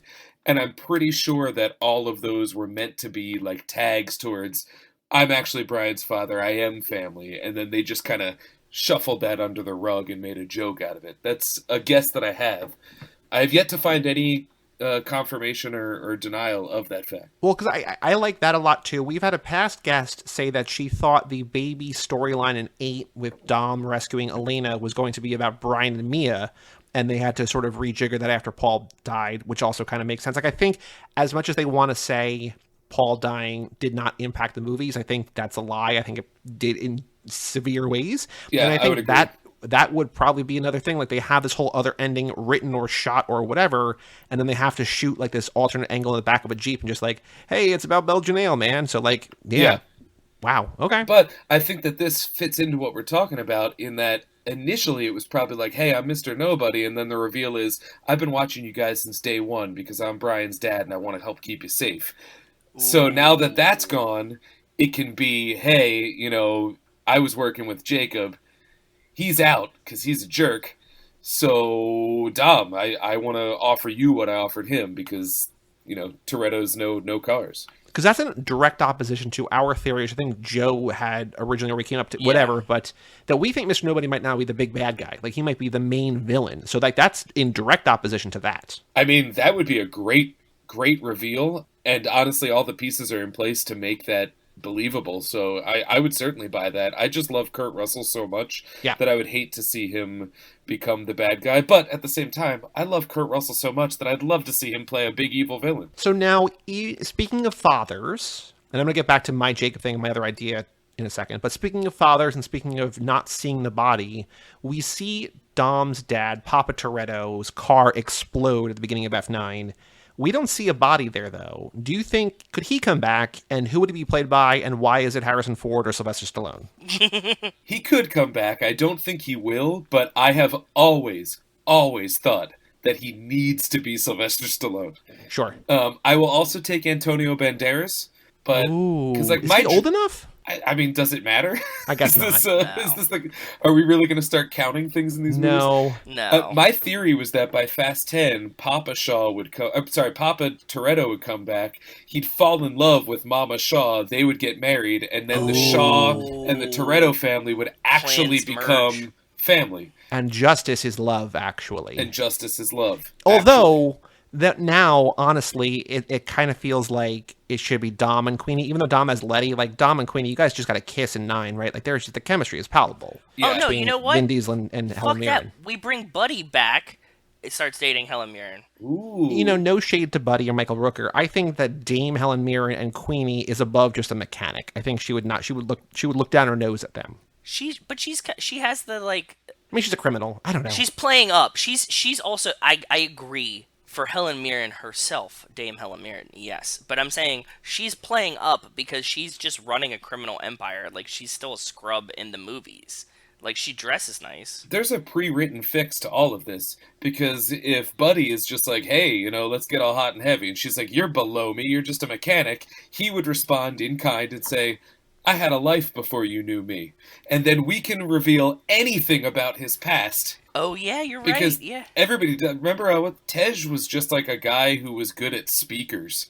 And then now he's like the greatest kung fu computer man ever. And his reasoning was, I had a life before you knew me. That's always the answer, is I had a life before you knew me. So we can insert any sort of class into Buddy, and it's just not a problem. Right. Yeah. Yeah, how did you get that big-ass safe in Rio? Well, we had a life before you knew us. Like, that's exactly just Rico and Tego and Tej just got a safe from somewhere, right? So when we covered American Graffiti here last year sometime, I was like, oh, I want not only Harrison Ford to be Dom's dad, but Bob Falfa, his character in that movie, to be Dom's father. Because like that just amazing. Would work. Okay, so I think... I agree with both of you that I think Jacob is in London at this time. I like the idea of him being there with Mr. Nobody, because if the family is there, and if I'm carrying my theory through that they're keeping tabs on the family for any number of reasons, I think the fact that the other crew, that in this movie, Hobbs says there's only one crew in the world that could do this, and we're led to believe it's Dom, but it's not. It's Owen Shaw's crew. If these two different powerhouse crews, families, whatever, are both in London at the same time, I think Mr. Nobody just like there's too much power there for oversight to not be on site as well.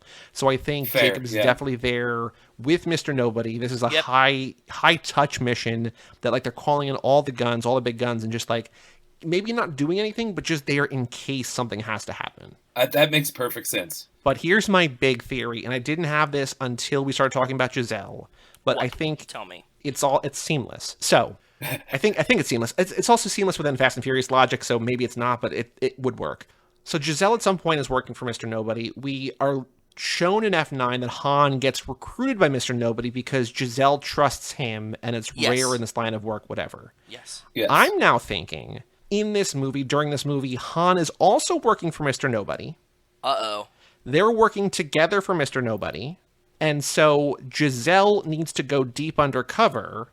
And so this solves a few problems. Why does Han not look for her body? Because he knows that it's just a fake out, that Mr. Nobody's there to scoop her up. That he's not that broken up. Because then in Tokyo Drift, we're like, he's kind of like moody, but like, why is he just partying with girls? Because the love of his life is still alive. She's just not in the movie. But she's still around. The thing that we see is that Mr. Nobody meets him when he's already gone to Tokyo, and the only reason why he goes to Tokyo is because Giselle is gone. So he can't know it.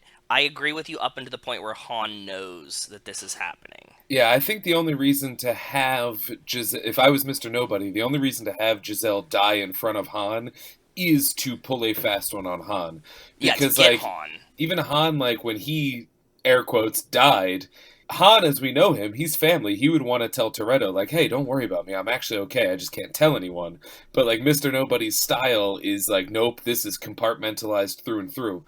And so, yeah, I think that Han thinks that she's dead by the... I mean, he angrily throws a guy in an engine as a result to her death. That feels real the emotion feels real to me. Han supposedly does tell Dom that he's fine by sending him a postcard of Mexico from Japan, right? Like, that's his, like, wink, wink, I'm alive. Oh, it's like, what? Yeah. I'm just trying to write off the fact that why is Han happy in Tokyo Drift? I'm just trying to, like, retrofit. I think that there's maybe something here, but if Mr. Nobody, or maybe, like, what we see in F9 about them meeting is not actually them meeting. Maybe it's just them, like, further discussing the plan or something. That's the magic of this franchise, is they're so good at having so many pieces scattered that you can draw a line between any two. So if in a future thing we need it to be what you're saying, that's not that hard to write around. Like to me, part of the fun of this series is like the Herculean retcon efforts that they pull. They don't necessarily have to be fully logical, they just have to track. And I think both of these options track, and it's going to be up to a later movie to determine which one is what they ultimately land on. But like to have both of these ideas out there means that chances are the writers have this in their sandbox just ready to go just in case they want to go either way. There's no way that Giselle doesn't come back in this franchise, right? Well, it depends. How many Wonder Womans are we going to get? I think that's what it really boils down to, is like if she's going to keep Wonder Womaning, then Giselle has to wait. And if there's only two more Fast and Furious 10 not as big as any Wonder Woman, though? Like, they're at least on the same scale. They're on the same scale movie-wise, but in terms Yeah. of being the celebrity that carries it, this is Diesel's franchise, and I'm sure, and he will make sure it stays that way. Whereas, like Wonder Woman belongs to Right. Gal Gadot. That's fair. Yeah. And that's so fair. for her to come back, all the fans would be like, "Oh man, we love Giselle. She's back. Finally, her and Han can be the couple that we want." Really, more than any other fantasy couple in the True. world. But if I was her and they were like, "You want to come back for that, or do you want to do like Wonder Woman 6, where you're still just like Wonder Woman, just yeah. queen?" I'd be like, "I think I'm going to go with Wonder Woman." Now, I would hope that she does both, but see, that's the thing. I imagine that when she disappears in shadow in Part 6, this was around the time that I think she was pretty much confirmed to be Wonder Woman. So if I was a writer, that's a smart move to be like, we can clear her out for a couple entries and then bring her back if we need to, or she's dead, whatever. So, like, she could come back, she might not, but I think it is all dependent on Wonder Woman. I agree with all of that. And while the movies are on par, these might even be bigger than the DC movies. Her role in it is definitely smaller than it is in Wonder Agreed. Woman. She's not Yes. the titular. She's not the titular Fast or Furious. However, I do think that like if secretly or publicly, like they did with Han, although I hope if she comes back, it's a secret. We find it in theaters. If the movie is basically about her return, then it's a different story, I think. Like maybe it's not Wonder Woman, but if it's like, hey, justice is coming still because it didn't actually happen to 9, and if Giselle comes back and like that's the narrative thrust, I think as an actor, that's probably a more appealing thing to want to do, even if you're only getting paid, say, $2 million or whatever, instead of like $10 million to be Wonder. You know what I mean? Like I don't. Yeah.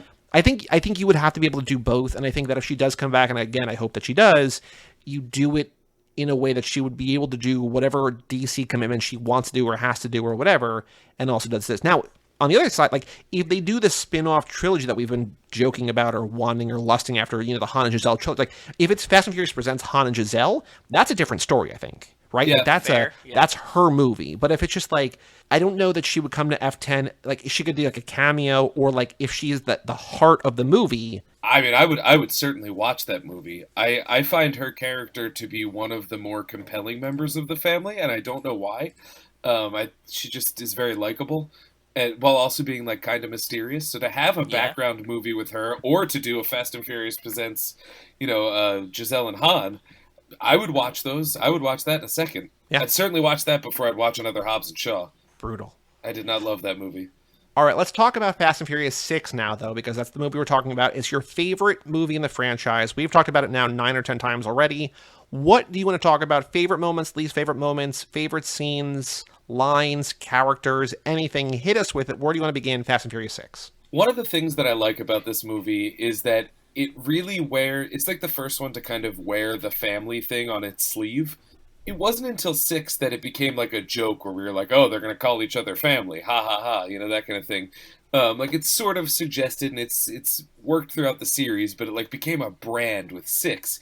And I think that it's interesting the way that they weave that into like, if there is a thematic structure, into the thematic structure of the movie, in that we have, as Roman points out, 2 identical teams.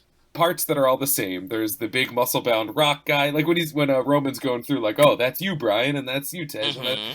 What's the difference between the two? Well, Owen Shaw's team, he sees as parts to a machine, and the parts are replaceable. If the job doesn't get done, you trade out the part, you get a new one, and you go through it. Whereas Dom's team is the parts are the plan. The plan is irrelevant unless you have the right people. This is our family. And so I love that in the thematic structure, but what's funny to me is that after 6, like the actual like behind the scenes management of the series is very much of the Owen Shaw persuasion, which is we can trade out these parts whenever we want. And so I just love that 6 is kind of the last moment, especially because it's right before, Paul Walker's passing.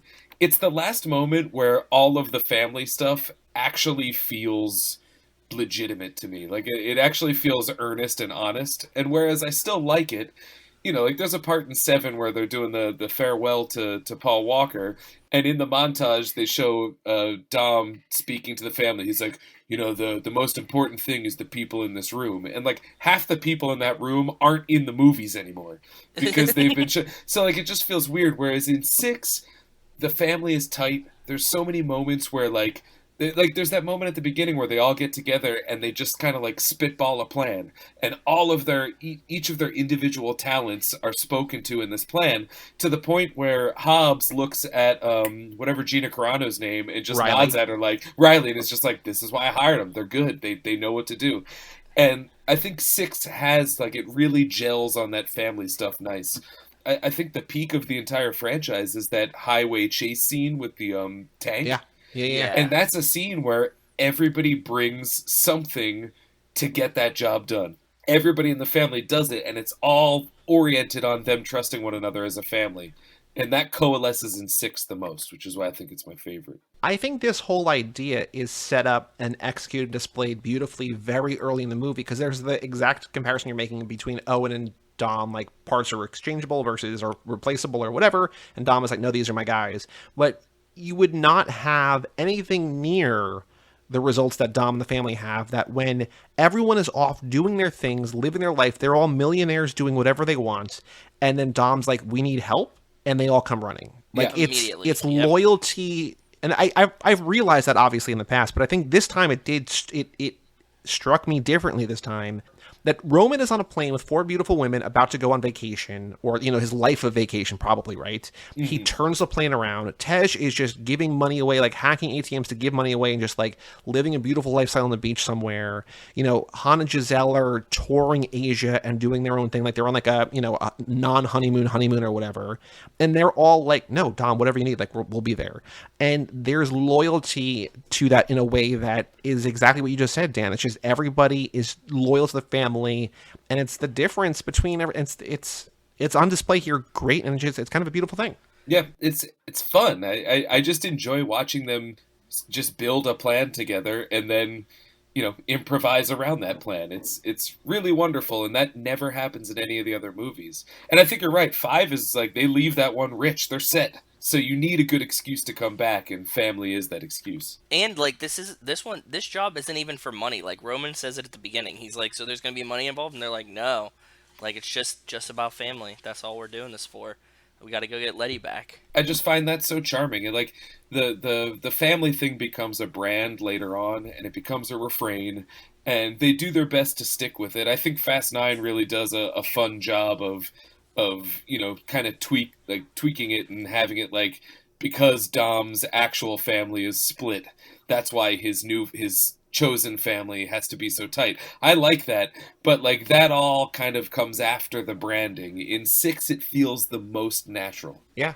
And I think 6 is also, on the flip side of that coin, it's building the family in a sense of the villains, where we find out that Braga worked for Owen, and that we don't know yet, but we will find out that Owen worked for Cypher, and there's this whole network of villains. And again, something that I thought about but maybe didn't think about in these exact terms, but in the opening big action scene where there's like the flip car and they're driving through the tunnels, there's the building that collapses and all that different stuff, and they use those like EMP discs that Brian drives. He like drives against the concrete pillar and knocks it off his car. So like, cool. That's Cypher tech. Like, that's tech that's Cypher. Like, I'm like, this feels like zombie cars. I'm like, oh, because it's Cypher's tech, because she is Owen's boss. It also might just be a way to be like, oh yeah, we're doing the same thing because like we ran out of ideas, but it's just like, oh no, it's the same company, right? It's just, it's all Cypher stuff. But I'm like, this feels like zombie cars. Oh right, because this is actually Cypher's thing. So that kind of blows my mind a little. Yeah, you're right. I can't believe that watching this for the 9th time in the last, or 10th time or whatever, we did this movie for a different podcast as well, but like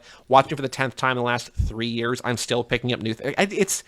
I don't know if I'm just not paying attention. Man. Yeah, it's I don't know, man. Coming out really opened my brain back up. I agree. I think it just comes down to like, because the skewed timeline of this and all the pieces, there's just so much information.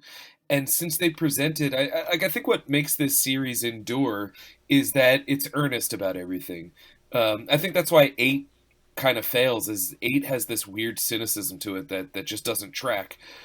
But everything's so earnest. It knows it's playing loose with logic and with physics, but it's always so earnest about it. there's so much information coming through at any point that we just kind of let brush past us because we know it's being presented in earnest, which is why I think they're so rewatchable, because we then have conversations like this where we can talk about the zombie cars, where that was probably just a throwaway thing, but because there's some writer out there with a bunch of post-it notes on his wall with red yarn connecting it, just kind of having a meltdown. There's real Pepe Sylvia situation somewhere. Yeah, it's got boxes full of Pepe. And because that's happening somewhere, there's just information to play with, and it's fun, earnest information. So, yeah, there's no end to the discovery. I will also say another F9 thing that I noticed this time around is that even after Brian breaks Stasiak's nose for the second time and he goes, again, his nose looks like it's in pretty good shape. So I'm under the impression that between this time and 9, when Stasiak shows up in his cameo and his nose is like once more. Owen Wilson levels of messed up, somebody broke his nose again. And I'm wondering now if Brian and Stasiak met again off screen that we didn't know during 7, 8, or 9, and he broke his nose again, because like this, like even after he breaks it again here, like it just looks like a nose, but like in 9 it is horrendous. When he showed up in 9, one of my friends that I saw it with, he was like, why is his nose like that? I didn't know Shea Wiggum had a messed up nose. And I was like, wait, don't you remember 3 movies ago? Yeah. It's just like, wait, who's this guy with Bow Wow? Or why is Bow Wow in this movie? It's like, oh, don't you remember 6 movies ago? Yeah. Like that movie that nobody saw and like half the people hated, right? So don't you remember your teenage years when they were making these? What else about insane. 6? What else is on your list? I am heartbroken that in real life, Vin Diesel and The Rock are whiny little jerks that can't get along with one another. Because the way that they sort of try to out beefcake one another throughout the course of this movie is so charming, and it's so much fun. Watching Hobbs go from like, at the end of 5, it's just like, listen, you've earned my respect, you got 24 hours, but I'm coming for you. Like, he pulls one of those. To see that, like, you actually see that slowly soften over the course of 6 as he befriends Tej and they debase the racist salesman, as he admires the team and what they do. I really loved watching the two of them slowly learn to respect one another. And it just kind of hurts my heart to know that that was not what's happening in real life. Well, I'm still of the impression that this is all for publicity. This is all wrestling, playing heel, and that it's going to actually come together. Because I still just don't see a world where it doesn't happen. But also, I have conflicting feelings about what's happening. Because I think you're right. Like, it does really read as wrestling promos. But, like, I know a couple people that have been on a set with Vin Diesel and said that he can be like pretty rough if it's his vision, if you will. That said, when your name is the name associated with a franchise and you want it a certain way, I imagine you do want to speak up. Whereas The Rock seems to come across as the good guy in this situation, but you are never going to convince me that that guy is not roided out. With that comes rage issues. So I don't think that either of them are the good guy or the bad guy, and I have every reason to believe that it's real, but I want it to be fake so bad. And like watching this, it just like hurt my heart when they were like, even at the end when they can't look at each other in the eye and they stand like sort of next to each other, sort of in front of one another. Like, I never think I'd trust a criminal. I never think I'd trust a cop. It's such a weird choice of blocking, but it's a great moment because it's like these two guys used to hate each other, but now they don't want to look at each other in the eye, but he's at the barbecue. This is good. And like, that's the end of that, really. In 7, they're not really ever in the same room because that started to brew. And by 8, you can have a spinoff. And I'm such a fan of both of these actors and both of these characters that I really want them to be best buddies and family forever. But yeah, I have another note here when Dom and Letty can compare scars. Oh, At what point in this franchise did these people start taking damage, let alone scars? Because that's teen years. Only teen years. I think it's all before the movies. It's all as soon as the movies right. began, they became invincible. So what you're saying is they had a life before I knew them. Yeah. Exactly. And it's like, I wrote down this one line because like one of the rules in this universe is kind of like spoken a bit like a silent rule in this universe is that if you're in a car, you're safe. Doesn't matter what it is. If you're in a car, you're safe. There's the scene, the great tank highway chase, where Letty gets launched off of the front of the tank, and then Dom launches himself off the front of his car to intercept her midair Yep. and then come crashing into a windshield. And later she asks him, "How did you know that there would be a car to break our fall?" And he says, "I didn't. Some things you have to take on faith." What I love is that operates on the assumption of if you land on a car, you're gonna be okay no matter what. That's just a great moment in this movie where it's just like, listen, we know that we're playing loose with the physics. Just stick with us. If they land in a car, they're fine because they know cars. And I love that they kind of called attention to it there, but also tied it into this weird, like Christian moral code that these movies like secretly have. There was so much Jesus in F9.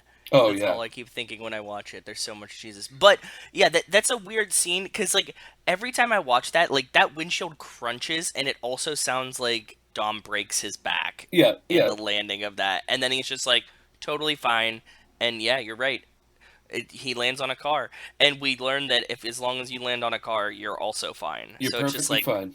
it's just in a car or lands on a car. Well, because they get their power from cars, right? So Yes, it's exactly. like he's landing and like able to jump again in a video game, right? It's like he can touch the ground and like replenishes his fuel or Yes. something. Yeah. I mean, in part 7, if I remember correctly, he tries to launch a car into a helicopter. He misses, and they're like, "Oh my god, it's a disaster, he missed," as if it wouldn't be the same disaster had he collided with a damn helicopter. And then when he's like on the ground after that, like, oh shit, Dom's gonna die, they're like, "Quick, get him in a car."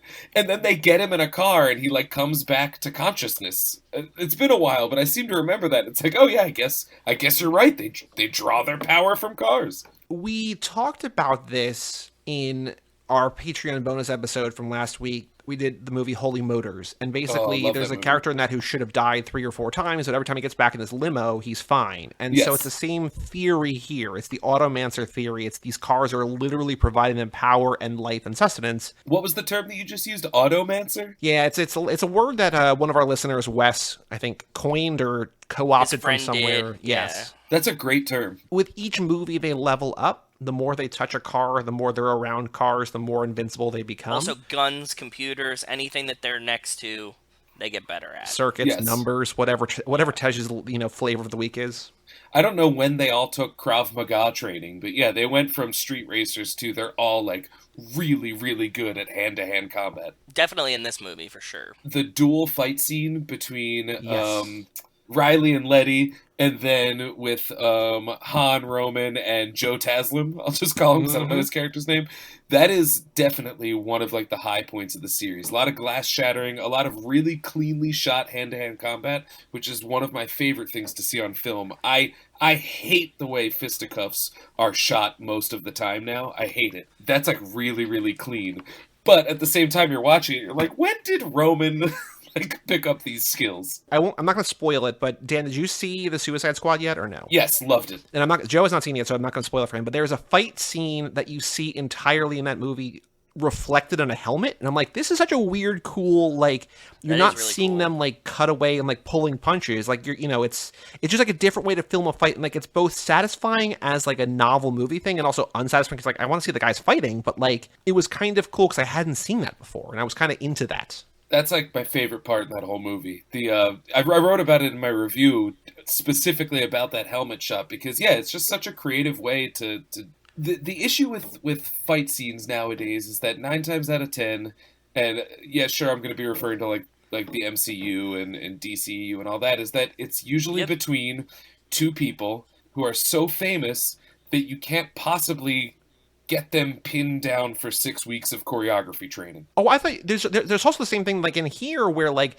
Jason Statham and Vin sister. Diesel and The Rock are like counting punches on set Yeah. because they can't be punched more than the other. The also thing like in terms of the MCU is that like it's a person fighting like a CGI robot or something, right? Yeah, It's just like yeah. it's not actual. Yeah. But it's like if you don't do that, and like that's why you love a John Wick because they like all of that is in lens, you know, for the Yes. most part. Like it was created in pre-production, not in post-production, and so often now, due to so many circumstances, you know, they get everybody moving, and then you create the fight in the edit. I grew up on too much Jackie Chan for that to even be remotely passable for me. I hate that. And I think that Fast 6 is very well shot in terms of its fisticuffs. Compare it to Fast 8, which I think that any hand-to-hand combat in that is like top to bottom garbage. Well, there's something to be said here about hiring Joe Taslim, hiring Gina Carano out of the MMA, and then in the next movie, hiring Tony Jaa, and then hiring, I mean, even though she's a terrible actor, but what she needs to do, like hiring Ronda Rousey. Oh, yeah. Like those, you're hiring people who actually care about and are able to make it look real, because it is real to a certain extent, right? Like the MMA people for sure, and then Tony Jaa and Joe Taslim, like the shit, like the reason that the Raid and Oldboy and stuff are as memorable as they are, because you don't cut away. You just do everything and you see it all, and it looks better. And I do think we've heard it before, like recently too, that somebody, a recent guest was like, that underground fight scene is like their favorite moment in any of these movies. And there's not a car to be seen, but it's just because it feels fresh and honest and like raw in a way that like these movies, they're kind of too glossy now to do. Yeah, that's a perfect word for it. They are too glossy. Even the way it's choreographed, like, it's comical. Like, Han and Roman struggling to fight Joe Taslim is really funny. Like, the way it's choreographed, it makes room for them to mug at the camera. It makes room for them to accidentally hit one another because he's so slick. It's really so much fun. Whereas now it's like I made the joke, I didn't care for the Black Widow movie, and there was so many points where I was just watching it and I was like, all right, I've got two blurs going at one another. I hope the blur with red hair is the one that remains standing once the camera settles down. Right. And like there's no cinema there in my estimation. And like Martin Scorsese on the pod here. Hey. But I think there's plenty of examples of cinema within. I love superhero movies. It's just so often now, so much of it is already built and sitting in a hard drive, and then we just plug and play our favorite celebs. Well, no, and I think that's fair, and I think, this is something that Joe said recently too, that like Justin Lin coming back for 9, and then this kind of being his crowning masterpiece, maybe like of the trilogy in the middle of 4, 5, 6.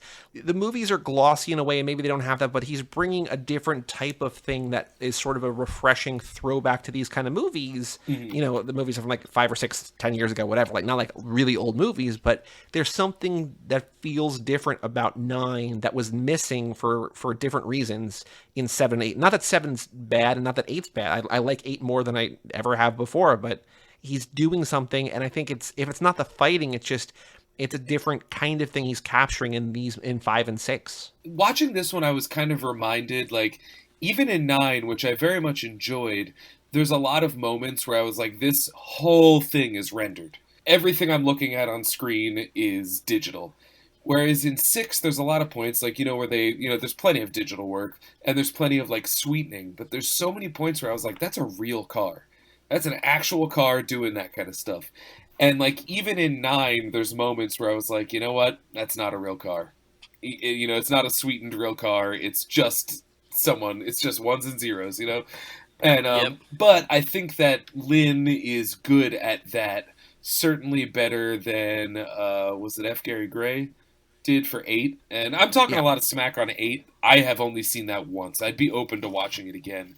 I had a not very positive reaction to that. It took a couple, more than a couple watches for us to start coming around on it. Yeah, I mean, it's fun at any rate. I love these movies. The worst Fast movie is still better than so many other things. Yeah, that is the correct answer. I mean, they're there to be enjoyed, And 2, 4, and 8 are the 3 that are like widely of like the 50 rankings or whatever we have. Like those are the ones that people like the least. And so, 2 is a little bit higher for you than for most other people, or a lot of other people at least. But 4 and 8 you have low, and those are the ones that people don't necessarily love.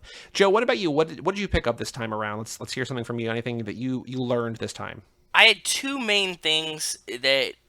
Because now I watch all these movies through the lens of F9, right? Yep. So, like, I had 2 main things that when I was watching it this time. When Brian and Dom are talking and Mia's, like, there with them at the beginning, she's like, you guys always work better together. And I started thinking about it as if she had maybe, like, some underhandedness to that. Like, they just have the baby. He's named Jack. And she's kind of being like, hey, like, we should bring Jacob back. Because, like, in a world that Jacob exists, you could imagine, and Mia was, like, trying to seek him out. And, everything we know from F9, that you could imagine here, like, she's constantly trying to feed Dom, like, go find Jacob, bring Jacob back. that line hit different when I was watching it this time. Wait, have we talked about the weirdness of the younger brother being kind of named after the dad? Jacob and Jack. Yeah. It's not exactly, but it's pretty close. It's close. That's kind of a junior-y type thing. Although you'd imagine Dom was always junior, right? Like, wouldn't it always, like, it just felt like Dom was, like, Dom Jr.? I feel like everybody in the Toretto family just calls one another Toretto. Yeah, yeah. Listen, exactly, Toretto. Whatever, Toretto. That definitely... And then Mia. Like, just Torettos and Mia. And Mia, yeah. Yeah, girl Toretto.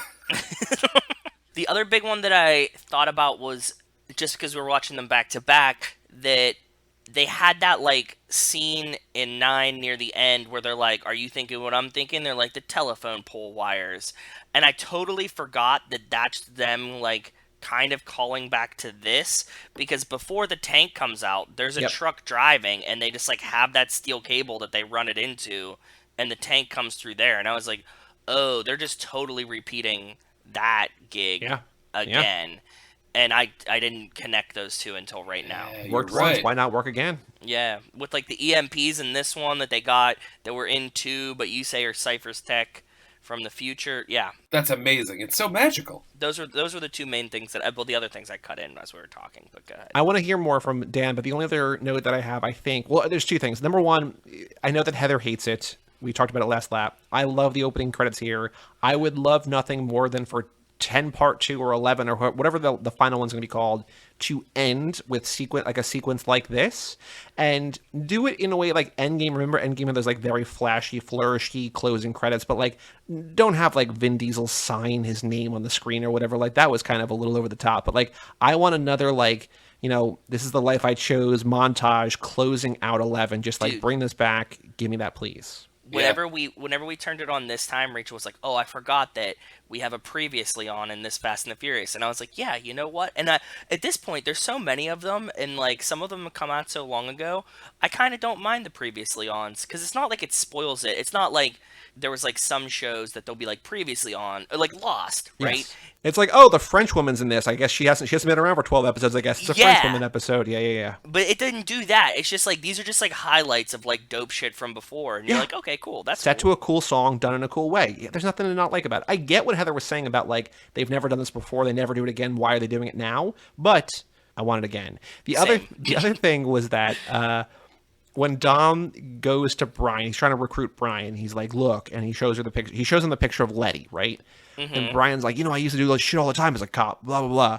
And it's clearly not what he means, not literally, but I think it'd be funny if Brian was just like showing all sorts of criminals like pictures of Letty, be like, look who this is. They're like, I don't know who this woman is.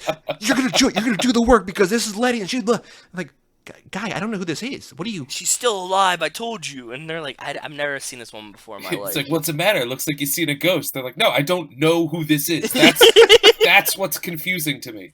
That's really awesome. You hit me with a car.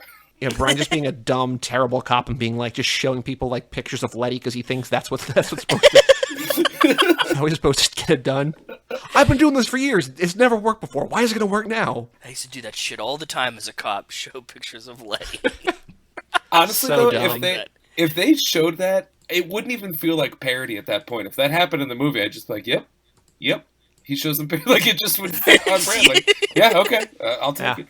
I wanted to say, before we got too far away from it, about the montages. One, this franchise is not above a good montage. We all cried our eyes out at the end of 7. I like the montage at the beginning of this because, once again, it speaks to the whole family element. It's there to prime us to just kind of say, like, hey, all of your favorites are back. And they're here to work together. These are some great moments. Get ready for some more. Like, I really appreciated that. I like that. And I'm a big fan of the Rocky franchise. And anybody who knows anything about Rocky is that, like, at least for the first 4 movies, they all start with the last scene of the previous movie. Mm-hmm. And it's you like at the like you get a lot of the final fight of Rocky at the beginning of Rocky 2. You get a lot of the final fight of Rocky 2 at the beginning of Rocky 3. I think that goes all the way up through 5. So I've said this before on here, but I did a couple of past guests of the show, the Mikester and Brian and Kyle, we all went to see at the Alamo Drafthouse in Yonkers, did a Rocky marathon. This is before Creed 2 came out, but we saw the 6 Rocky movies and Creed. I'm so jealous. And it was like a 13-hour thing.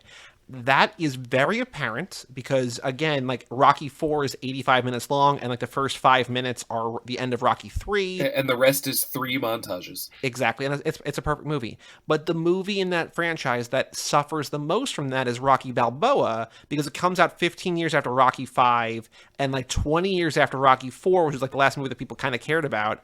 And like half of Rocky Balboa is either montages or references or rehashes or recaps. Mm-hmm. And I understand if you haven't seen a Rocky movie in 20 years, you might like that, but we had seen them 10 minutes ago and before. 2 hours and 10 minutes ago and 4 hours and 10 minutes ago, and I was like, this is goddamn insufferable.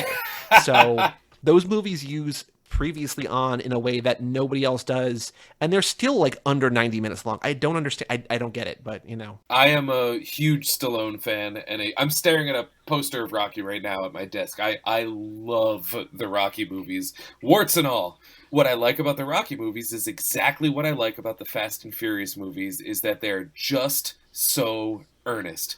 And I that's just charming to me. I think in a world where we're almost pre-programmed to roll our eyes at anything and everything, and I'm certainly guilty of it myself, to have movies that are just wantonly earnest and are just all about, like, be good, do the right thing, take care of your friends and family, and you know, find time to smile and have a Corona at the end. Like, I love that, and it's so rare. And so, yeah, I kind of see these movies as parallel. So the montages don't bother me because we all know Rocky loves a montage and a flashback. So truly, I'm into it. I would love a final montage at the end of 10 or 11 or whatever we get up to. What if it's just a montage of barbecues? Oh, I'm into it. Because totally it's just going to be like all the previous barbecues.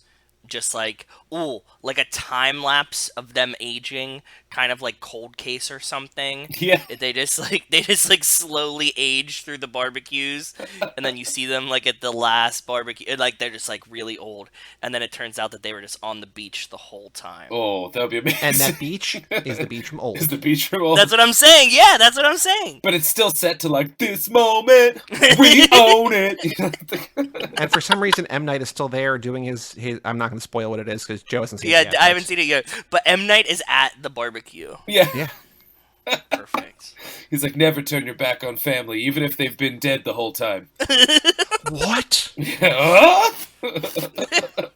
Dan, anything else about Fast and Furious 6 that you want to talk about? Because we got a couple games here. I don't want to rush you in terms of your thoughts here, but we got a couple games to play still. But anything else about Fast and Furious 6 that you want to talk about? I'll read you 3 quick notes. 1, Vin Diesel delivers a very believable flying headbutt. Yeah. Yes, he does. 2, when Brian gets back from jail and Dom's just like, whatever, we actually didn't need anything that you found out. Don't worry about it. Like, it's just a completely useless thing. But I love that when Brian comes back, he's like, where's Dom? They're like, he's in the other room. And Brian goes in the other room, and Dom is just standing there flexing in front of a car. Just silently brooding. It's like, oh, that's what you were doing today. Okay. I love that Toretto sees Letty driving. He doesn't even see her in the car. He just sees her driving style, and it's just like, Letty. Like, that's so funny. And then later they talk about it like it's romantic. She's like, oh, you think you know me because you saw me drive? And he's like, well, you know what they say where I'm from. Show me how you drive, and I'll show you who you are. Yeah. Get yeah, the man. fuck out of here. It's a beautiful thing. Is it? Do you think that there was like some bullshit in there too? Like, do you think he was like, God damn it, she always does that shit, like, where she doesn't look in her rear view mirror and almost takes the front, like, the back bumper off. What is she? She downshifts too early or whatever, and she has a reason? upshifting too early, yeah. She just has trouble parallel parking, and, like, we find out that's what I mean. Back like, in the day, they always had to do, like, a fire drill, and he would park for her. That's what I'm saying. He's like, God damn it, my wife used to do that shit all the time. Yeah. Like, oh, it's Letty. Well, and then speaking of them, this happens in every single Fast and Furious movie where they're suddenly being romantic, and then I go, oh, yeah, duh, I forgot that they weren't brother and sister. Always, Letty and Dom? They have less than no chemistry. There's none. I see no desire for one another between them, and then they'll do something romantic, and I'm like, oh, yeah, they're not brother and sister. Mia's the sister. And, like, every single time, it, like, shatters my reality for a second, because I do not buy either of them as being remotely, romantically, or sexually interested in the other one at all. It never clicks. And every time they like kind of smooch, I'm like, ew! Oh yeah, duh. I can see them being together because they're such great partners, but in the same sense that, like, when I see them do something romantic, I'm like, neither of you would ever do this in real life. Yeah. Like, there's, like, no way that you're having, like, a touching conversation moment. Like, the like, working on a car together, making out because they're both sweaty in the first one in the garage. Cool, I see that happening.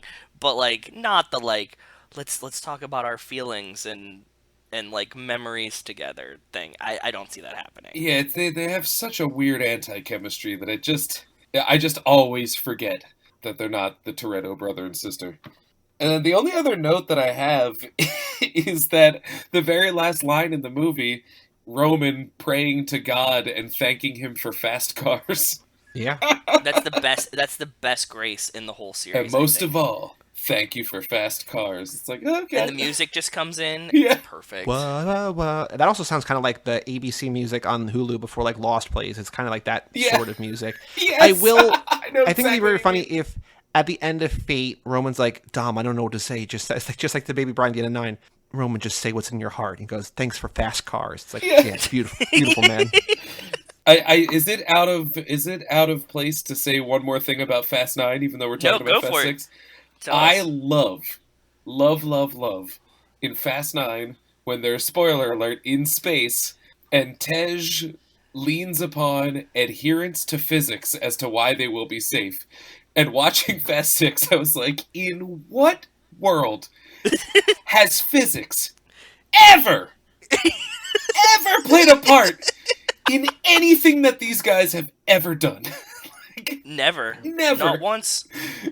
But at the same time, it all in the moment it all tracks. I'm like, yeah, that's what cars do. You know what? I didn't even write this down. One last thing I'll say about 6. Good. 6 features what I think is the most iconic image from the entire franchise. Do either of you know what it is? No, what is it? What do you think? Wait, hold on. Most iconic image from any of the movies is in this movie. It's in this movie. It's so iconic. The same way that... Is it you don't turn your back on family? No, I'm talking about an image, like a freeze frame image.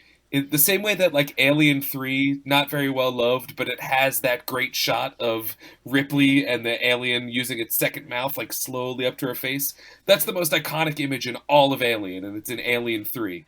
Ooh. I think the most iconic image in all of Fast and Furious is in 6. Hold on. Let me think. Is it people or is it cars? 2 vehicles and 1 person. 2 vehicles and 1 person. At least to me. I mean, I've written so much about the Fast and Furious movies that maybe I'm biased by the fact that this picture comes up in Google whenever you search Fast and Furious, but it's what I think of. What is it? It is the moment where Roman is flying in the air between the tank and Brian's car on the highway. Yeah. That freeze frame of him between those two is like such a great piece of stunt work. And it's so iconic to Fast and the Furious, at least to me. But I just think that's such a fantastic moment in the middle of what I would say is the high point of the whole franchise. Yeah, I would definitely say that's up there. I think more iconic probably is Letty the and same. Dom. The same. I mean, not from this movie, but from the first one and 5. Both time Dom puts his arms up like the Jesus cross, like ask any racer, you thought you had me, you never had me. Oh yeah, or this is Brazil. Yeah. Like those, I think are both pretty. You know, Brian handing him the keys. I think a lot of the things from the montage in this one and the montage at the end of 7 are pretty car, you know, that kind of stuff, right? So that's maybe the most iconic Roman. Certainly, sure. yeah. This is certainly flavored by my own bias towards this movie. Yeah. Are you ready to find out which Fast and Furious character you are? Yes. All right. There are 7 questions. Each question has 6 answers. Multiple choice. Pick whatever you want and go from there. Are you ready? I am ready. Question number 1, how fast are you? NASCAR, roller coaster, Lamborghini Murcielago, Toyota Prius, Vespa, or Razor scooter? Roller coaster. Question number 2, you know it's coming. How furious are you? The Hulk, Kylo Ren, Christian Bale in that one movie set that one time, Mel Gibson, Charlie Brown, or Jack McBrayer? I think I'm Christian Bale that one time. Okay. Because I can get there. I typically don't, but I can get there. Okay. When someone messes up my lighting and falls into my scene, yeah, I can get there. Dan, we're having a barbecue. How are you helping? Are you manning the grill, saying grace, kicking back with a beer, babysitting, being the entertainment, or sneaking a snack? A lot of those things, but recently it's been manning the grill. Word. All It's a right. good time for it. It's summer. Yeah. Well, it's just I'm the grill master in my household. I like to be the grill master because it allows me the opportunity to sneak snacks and be the entertainment. But True. I will stick with grill master to keep it clean. Dan, you've got time to kill. What are you doing? Grabbing a bite, working on your car, hanging with friends, drinking a beer, working out, or working on your computer? I'm probably working on my computer. Dan, describe your wedding, please. I'm never getting married. It's just me and my partner. It's us and our families. It's a backyard country affair. Everyone I know is there. I don't remember. Ooh, probably not getting married. Congratulations, you just won the lottery. What are you buying? My own garage, a private plane, I'm gambling it all away, my childhood home, a fleet of cars, or a new life? Ooh, that's a tough one. Shit, I was just gonna invest. Let's say a new life. Finally, what is your drink of choice? Belgian ale, Corona, something fruity, water, whatever's cheapest, or just, Joe's getting a drink, just get me one of whatever you're having. Of choice, it's actually water. I love water. I drink so much water. I wonder, have we had this character before? I This was might going to be- say, this is an interesting one. Go ahead. I didn't have a guess. So after 5 questions, you were a new character we've never had before. And then question 6 put you to a different character. And then question 7 kept you there. You are a new character. I have no idea what this write-up is, because I haven't read it since Wes wrote it. You are Brixton. You're Idris Elba from Hobbs and Shaw. I will take it. Dan, you are ruthless, but that isn't a bad thing.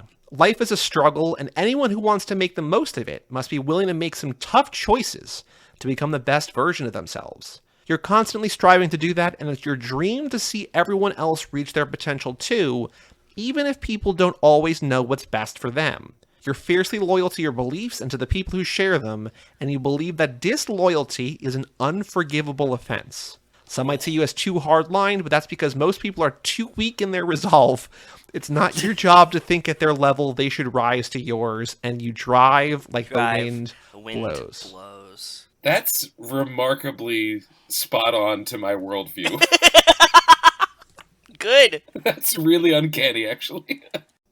Wow. So the character, I'm not going to say who it was, but they're not the character you were for a second, but the one that came in second place, there's a bunch of point systems, that was somebody else too. So whatever I honestly think what tipped the scales here, I'm never getting married. I don't know if we've had a guest say that, and that totally, because so much of this, for better or worse, this franchise is about Dom and Lenny's perpetual love or whatever. But that, man, you brought us down a new path, and you are our first and only so far Brixton. So congratulations. Right on. And what's funny about that is I am in a very happy long-term relationship. We just don't feel like doing that.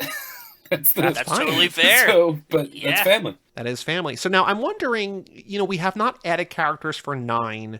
We probably said it before, I'm not going to spoil. We added 5 from Hobbs and Shaw. So if we were going to add 5 from 9, we'd have to do Jacob. We would have to do Elle. We would have to do Cardi B, maybe? Who else is of note? I mean, there's Buddy. Elle, Cardi, Buddy, so, Jacob. That's Jacob, Elle, Cardi, Buddy.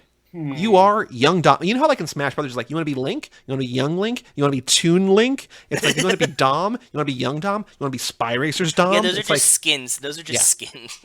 Yeah, that's true. They're just skins. I'm looking through. Joe, did we do this with adding Spy Racers too? No, never ever. Really? I mean, we could add Tony Toretto, but then people would get it and just be like, what? You could add Kenny. Did you add Kenny? Kenny Linder? Ooh. Did you ever murder somebody's dad? Yeah. Which of these sounds like the most enjoyable thing? Murdering a dad? Getting vengeance on someone who murdered your dad? Oh, no way. Bill Simmons was in the pit crew. Yeah, I heard that on the How Did This Get Made episode, which I stopped listening to because I'm I'm too close to these movies to hear them talk about this movie. But that was the one new bit of news that I meant to bring up. But yeah, Bill Simmons was apparently in the pit crew in F9, which is kind of cool, I guess. It is cool. Oh, fun. The next game is this Ain't No 10-Second Race, a.k.a. Boy Do We Have a Podcast for You. Boy, do we have a podcast for you. Come and check out our show. Yeah. So, Dan, this is where we go on twitter.com, aka the Bird app, and find any tweet. I think I maybe explained this to you via email. If not, I apologize. I will explain it now. You go on twitter.com and find any tweet from anyone you don't know. It can be a celebrity. It can be just a random person on Twitter. And you're going to send the tweet to me via email or put it in the Zoom chat or whatever. And we're going to respond to them from our account, from Too Fast, Too Forever, saying, with a customized message if you want, boy, do we have a podcast for you. And then there's a scoring system. If they like the tweet, you get 1. I'm going to change the scoring system here a little bit, Joe. If they like the tweet, it's 1. If they retweet it, it's 2. If they reply, it's 5. And I'm going to add in, because like nobody has ever emailed in, but if they follow you, if they follow us, 10 points. Okay. Okay, that's fair. And Dan, while this sounds like a very easy game, it is wildly difficult to score points. So I'm going to review last episode because Kara was on to talk about F9. We played it last week. So I'm going to review last week's picks, and I'm going to do that now while you two find tweets. Let's look back at last week. So last week, I found 47 at RhinoX47 on Twitter.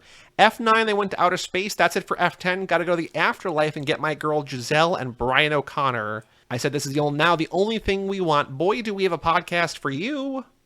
Nothing. Joe, you found Kathy Campos at Kathy Kitty Pop, aka Kathy Braga. Yeah. Why is Letty the shit in every movie? I love the girl. Hashtag F9. We love Letty. And we did a whole lap of our show on Michelle Rodriguez's movies. Boy, do we have a podcast for you, which is really true. Kathy could not give a shit about our podcast. No, she doesn't give a fuck. No fucks given, Kathy. Kara found a thread by Essek Thales Drives a McLaren at Dvorak.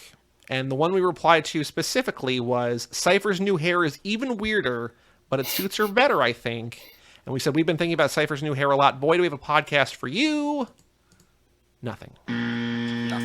So now I'm going to go first because I have it open right here. I found Katie McDonald at Katie Shea 97. This just made me laugh. My internalized misogyny surfaces in the way that I love the Fast and Furious movies like nothing else. Okay. And I don't know why. I guess she knows that these movies are not great to women, and yet she still loves them. We complain a lot on here about how the women need to be better treated on here, and yet we still love these movies. Yep. We are right there with you, Katie McDonald. Boy, do we have a podcast for you. I love in Fast 9 when Jacob and Dom are like hashing out all their family shit and Mia's just standing there watching. She's like, I am also directly related to both of you. And it just cuts to her just kind of like watching like passively. I was like, she doesn't get a say in this. I'm saying we are right there with you. We can't wait for Letty to lead her own movie or for any of the women to be treated better. Boy, do we have a podcast for you. Katie McDonald at Katie Shea 97.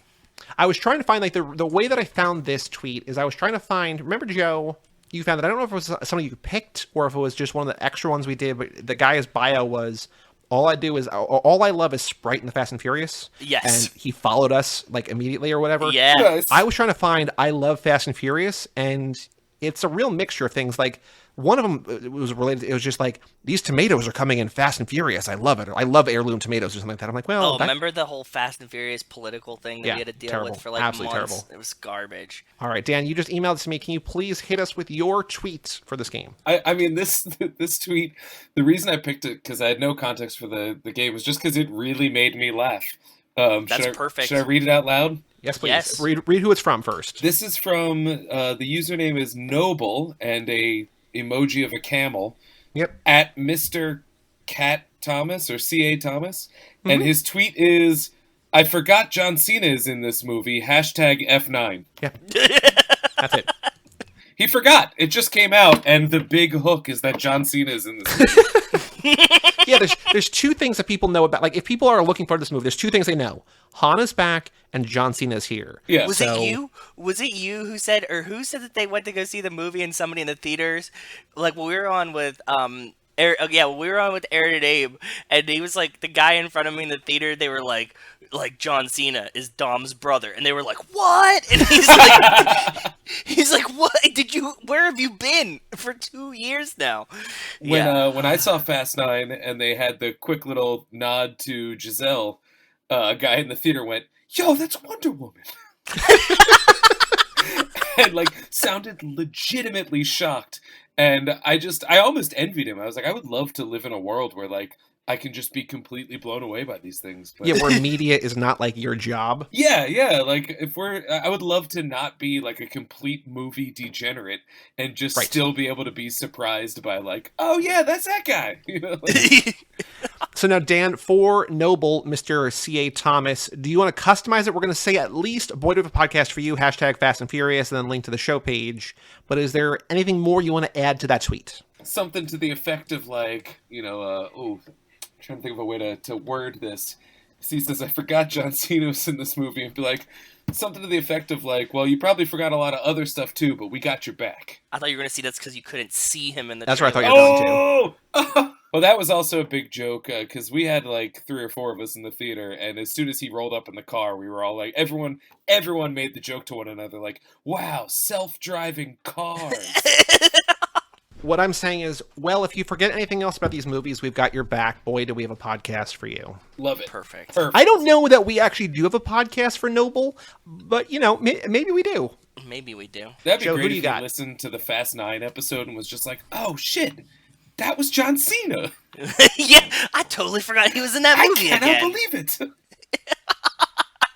I know I just watched it, but now I forgot again. Oh, this is very good. Go ahead. Hit us with this one. It's somebody quote tweeting a shot of Gumby screens, and it's Gumby in a car. The username is Eric, I'm assuming. It's ERYCK at Eric Tate. Yep. He says, yes, I'm a cinephile, and yes, I love the Fast and the Furious franchise. We exist. And I just want to reply, there's literally dozens of us. Boy, do we have a podcast for you. All right, Dan, we have one more game to play before we let you go back to your... I was going to have a family joke in there. I lost it. It's all good. I have no plans. I tend to live my life a quarter mile at a time. Well, that's perfect. Yes, we will let you go back to your 1/4 mile at a time, but we have one more game to play called Dude, What's My Car? Dude, what? My car. What's your car, dude? So this is a game. I know nothing about cars. Joe knows a decent amount about cars, even though I feel like I'm learning about cars. A lot. Joe is getting worse at deciphering my clues, or my clues are getting worse. I don't know, one or the other. But I feel like in a certain way we're like meeting in the middle, which is not the way this game is supposed to go. Not at all. That feels like how it's supposed to go. But Dan said he's going to join your team tonight, Joe. But I am going to describe a car that a listener has emailed in. And you guys can ask yes or no questions. You could ask, I'm going to give you the country of origin, and you're just going to try to guess what the car is. Like make and model? Yes. Yep. Okay. Again, very hard. So I want you to pick a number. I wasn't sure if it was like make or model or if it was gonna like be like the Batmobile or something. It could be. I don't know what these cars are. I don't know what these Sometimes cars they are. But Dan, please pick a number 1, 2, or 3. Let's go with 3. From Jerry, subject line car pick. Oh, this is the one that I said good luck last time. We're gonna save that for a different one, maybe. 2. Yeah. Ooh, that's kind of a cool. Okay, yeah, we'll do 2. Subject line, interesting car pick. Got one I like to call, I'll say this, the luxury Corvette. It's not a Chevy, it's not a Corvette. I think it's American. Luxury Corvette. Yeah, this is an American car, and it's from the 2000s. It is black. Oh, this is not what I thought this car was going to look like when I clicked on it to zoom in. Also, the license plate in this picture from New Jersey, so shout out New Jersey. Yeah, holla. Very helpful. It's an American car, black. It's very low profile. It is a 2-door car. I thought it would have been 4 doors. I did not know that this manufacturer made 2-door cars, which I guess I might be... Joe, you might be like... Weird. 80% of their cars are 2-door cars. I don't think that I've ever seen... Because I think that they are known for luxury. Well, this is not the kind of car... Because, I mean, again, Jerry said the luxury Corvette. They're known for luxury. Is this a Lexus of sorts? No. Is Lexus American or is Lexus not American? I have no Japanese. clue. Okay. It's a December to remember. That's all I know. Is Mitsubishi I think I know what it is. American? No. Yeah. What do you think it is, Joe? Is it a Cadillac? It is. Is it a CTS? Nope. No, what's the Cadillac that was like, it's... Fuck. It's very similar. It shares 2 letters and a sound with a type of camera. A Kodak? I was just going to say Kodak. Not a brand of camera, a type of camera. Type of camera. Digital Cadillac. Digital. How about disposable? Red. Is it a Polaroid Cadillac camera? IMAX? A Cadillac. What was the? They were like, it's not a 3-letter. Is it, It like is. a C? It's 3 letters. GTO. No, that's Pontiac. BTO. No, that's Bachman Turner Overdrive. True. Is it an REO Speedwagon? I would love that. Is that actually a car? I know it's No a van. clue. But is it a car? No clue. ATS? Was it ATS? You have none of those letters right. They're not right. CT, not CT. Nope. BFG. FBI. I don't think any of you have said any of these letters yet. ABC. DEF. Nope. What are the XR? Yep. You got 2 of the letters, but not in the right order. RX Bandits. RX. What is it? RX what? Nope. One of the letters is in the right spot. There's 3 letters though. Oh, XLR. XLR. Yes. The type Yes, of camera is I was- the SLR. I was thinking of cameras, yeah. Okay. There you Cool. go. I'm going to put in the chat here. It's the 2009 Cadillac XLR. Am I crazy to think that Cadillac does not make a lot of 2-door cars? Ooh, that is a pretty No, car. they do. They make a decent amount of them. But this does not look like a Cadillac to me. Like I would guess this is something like either like a Mustang type or a Corvette type or something like that. When I see the front end says Cadillac to me, but I also know nothing about cars. Well, you know, the grill is very Cadillac, but like the fact that it's so long and sleek and like set back does not read Cadillac to me. Yeah, it doesn't feel boxy. The thing is, I think that this is literally a luxury Corvette. I think that it's probably a Corvette engine, a Corvette frame, and then they just put like Cadillac headlights on it. So what are like the drifting specs on this? Dude, all these kids have been buying old Corvettes and like drifting them, and it drives the boomers fucking mad, and I love it. It's so funny. Oh, nice. Like, yeah, it like really pisses off old white guys because they're like, "It's not supposed to do that," and they're But like, look at it anyway. It's going. yeah, they're just like, I don't care, so whatever. So it's noted for its power retractable hardtop. Oh, that's cool. Bulgari designed interior instruments, heads-up display, adaptive suspension, blah, blah, blah, blah, blah. This, I think, is to your point, Joe, sharing the GMY platform and manufactured alongside a Chevrolet Corvette in Bowling Green, Kentucky. The 2 cars also share hydroformed perimeter frame and composite bodywork construction that each have unique exterior and interior styling, suspension settings, and engine. This is the first production Cadillac with radar-based adaptive cruise control and the first to offer both heated and cooled seats. Is there Cooling seats like is a dope. can of NOS anywhere, or is it adaptable with NOS? I think you can definitely put NOS NOS in anything, it. right? Yeah, I don't know anything. All I know is that it's an energy drink that's in the same color can as the NOS that I see in the movies. And that if you press the button for NOS, you go crazy fast. Yeah. I saw on the Fast and Furious memes page the other day that like somebody saw like they were like, "God damn it, I made one Fast and the Furious meme and this is what's showing me on Amazon." And it was like a nitrous oxide kit, but the bottle was purple, and I was like, "Oh, we've come a long, long way, my friends." Like it wasn't actually NOS brand; it was like some other brand, and the bottles are purple now. And I was like, "Oh, interesting." See, in my head, if I saw the NOS purple, I wouldn't think like, "Ooh, a new brand." I would just be like, "Oh, they make Grape. Yes, exactly. Be like, this one tastes like grape. Ooh. Yeah, that's how I'm gonna die. Is one day I'm gonna drink the wrong NOS. And I'm like, this is weird. It's taking away my energy, and then I just die. No, you're just womp womp womp womp womp womp. That's all that's gonna happen. Wait, is that really all it is? It's just nitrous oxide? So like how does that do what it does? It just like burns at a higher rate? I don't know anything about cars, so explain like I'm things. 5.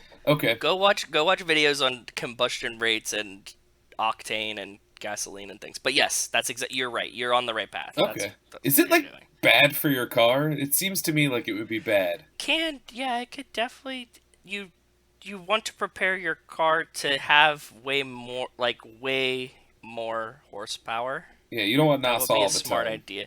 Like I'm not gonna put NOS in like a very small car that's not meant to do that. Yeah, Yeah. fair enough. Yeah, you wouldn't give cocaine to a baby. Exactly. Yeah. That is, you nailed it. Yes, Fair enough. exactly. 100%. That's And also, precisely. Even if you're an adult, you can't have it all the time. No, it's just occasionally when Yeah. you need to win that race. You know. Precisely. Yes. Wow. That was such a great break. Thank you. Huh. I'm gonna keep the "you can't give cocaine to a baby" because I'm gonna use that in other instances in life. It 'Cause is. it It really is applies. all yours. Thank you. Now, arguably you can, but like bad idea. Yeah. Like, bad idea, yeah. Well, Dan, thank you for that bit of knowledge, and also thank you for joining us on the program tonight. course. What would you like people to know? Where can people find you? What do you want to plug or promote, or where can people follow you? Well, you can check out my movie podcast, I Like to Movie. It is available wherever you get podcasts, Spotify, all that fun stuff. I would also like to cordially invite both of you in the future to come and join me on the show as well. Wow. That would be a lot of fun. I do a comedy podcast called Hot Property with my buddy Steve. I write for MovieJohn.com, I write for Findy.com, and I have my own website where all of this can be found at ScullyVision.com. Very, very cool. Well, thank you once again for joining us and thanks talking for about your having me. favorite Yeah, thanks, Fast and Furious brother. movie. Yeah, this wasn't my favorite going in. It was Fast 5, and then rewatching it, I was like, nope, this takes the cake. So You made a thank great you. choice. Yeah, I did, didn't I? Joe, next week we are back to a new movie, F9. Once again, Nico Keva will be here to talk about F9 for the fourth time. We'll talk about it this lap. Still lots of things to decipher and pick up. Are we going to hit 9 times watching it? No, I think this lap we're going to do 6 because we got Heather and then we got in lap. So by the end of this lap, we will have seen it 6 times. Okay. By the end of I was just next year, we will have seen it 9 times, I believe. Nice. Perfect. Which seems like entirely too many times for a movie that came out in May of the previous year. But Yes, it does.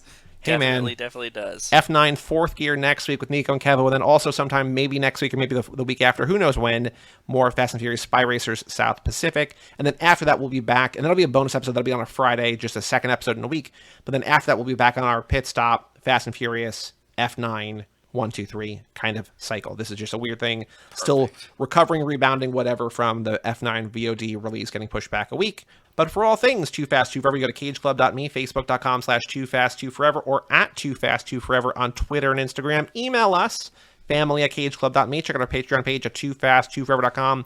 10 bonus episodes over there that you will never be able to get from beyond the paywall. Go back with our Super Bowl episode with Brian Slumber Party Rodriguez, where I had this brand new microphone, and it was very wild time in the new episode with the Mikester about Holy Motors and everything in between. 10 episodes over there. Also, you get to pick movies for us to watch, stickers, handwritten letters, our undying love and affection, what's not to love, and TooFastTooForever.shop for all of your Too Fast, Too Forever merch needs, I guess. I don't know. Wait, I totally forgot. At MovieCast on Instagram and Twitter. That's a new development, so I wanted to get that out there for my movie podcast. Yes. Perfect. All right, enough for me. I'll shut up. I'm Joey Lewandowski. I'm Joe too. And that was Dan Scully. Check out at MovieCast on Twitter and Instagram, and we'll tell you all about it We see you again.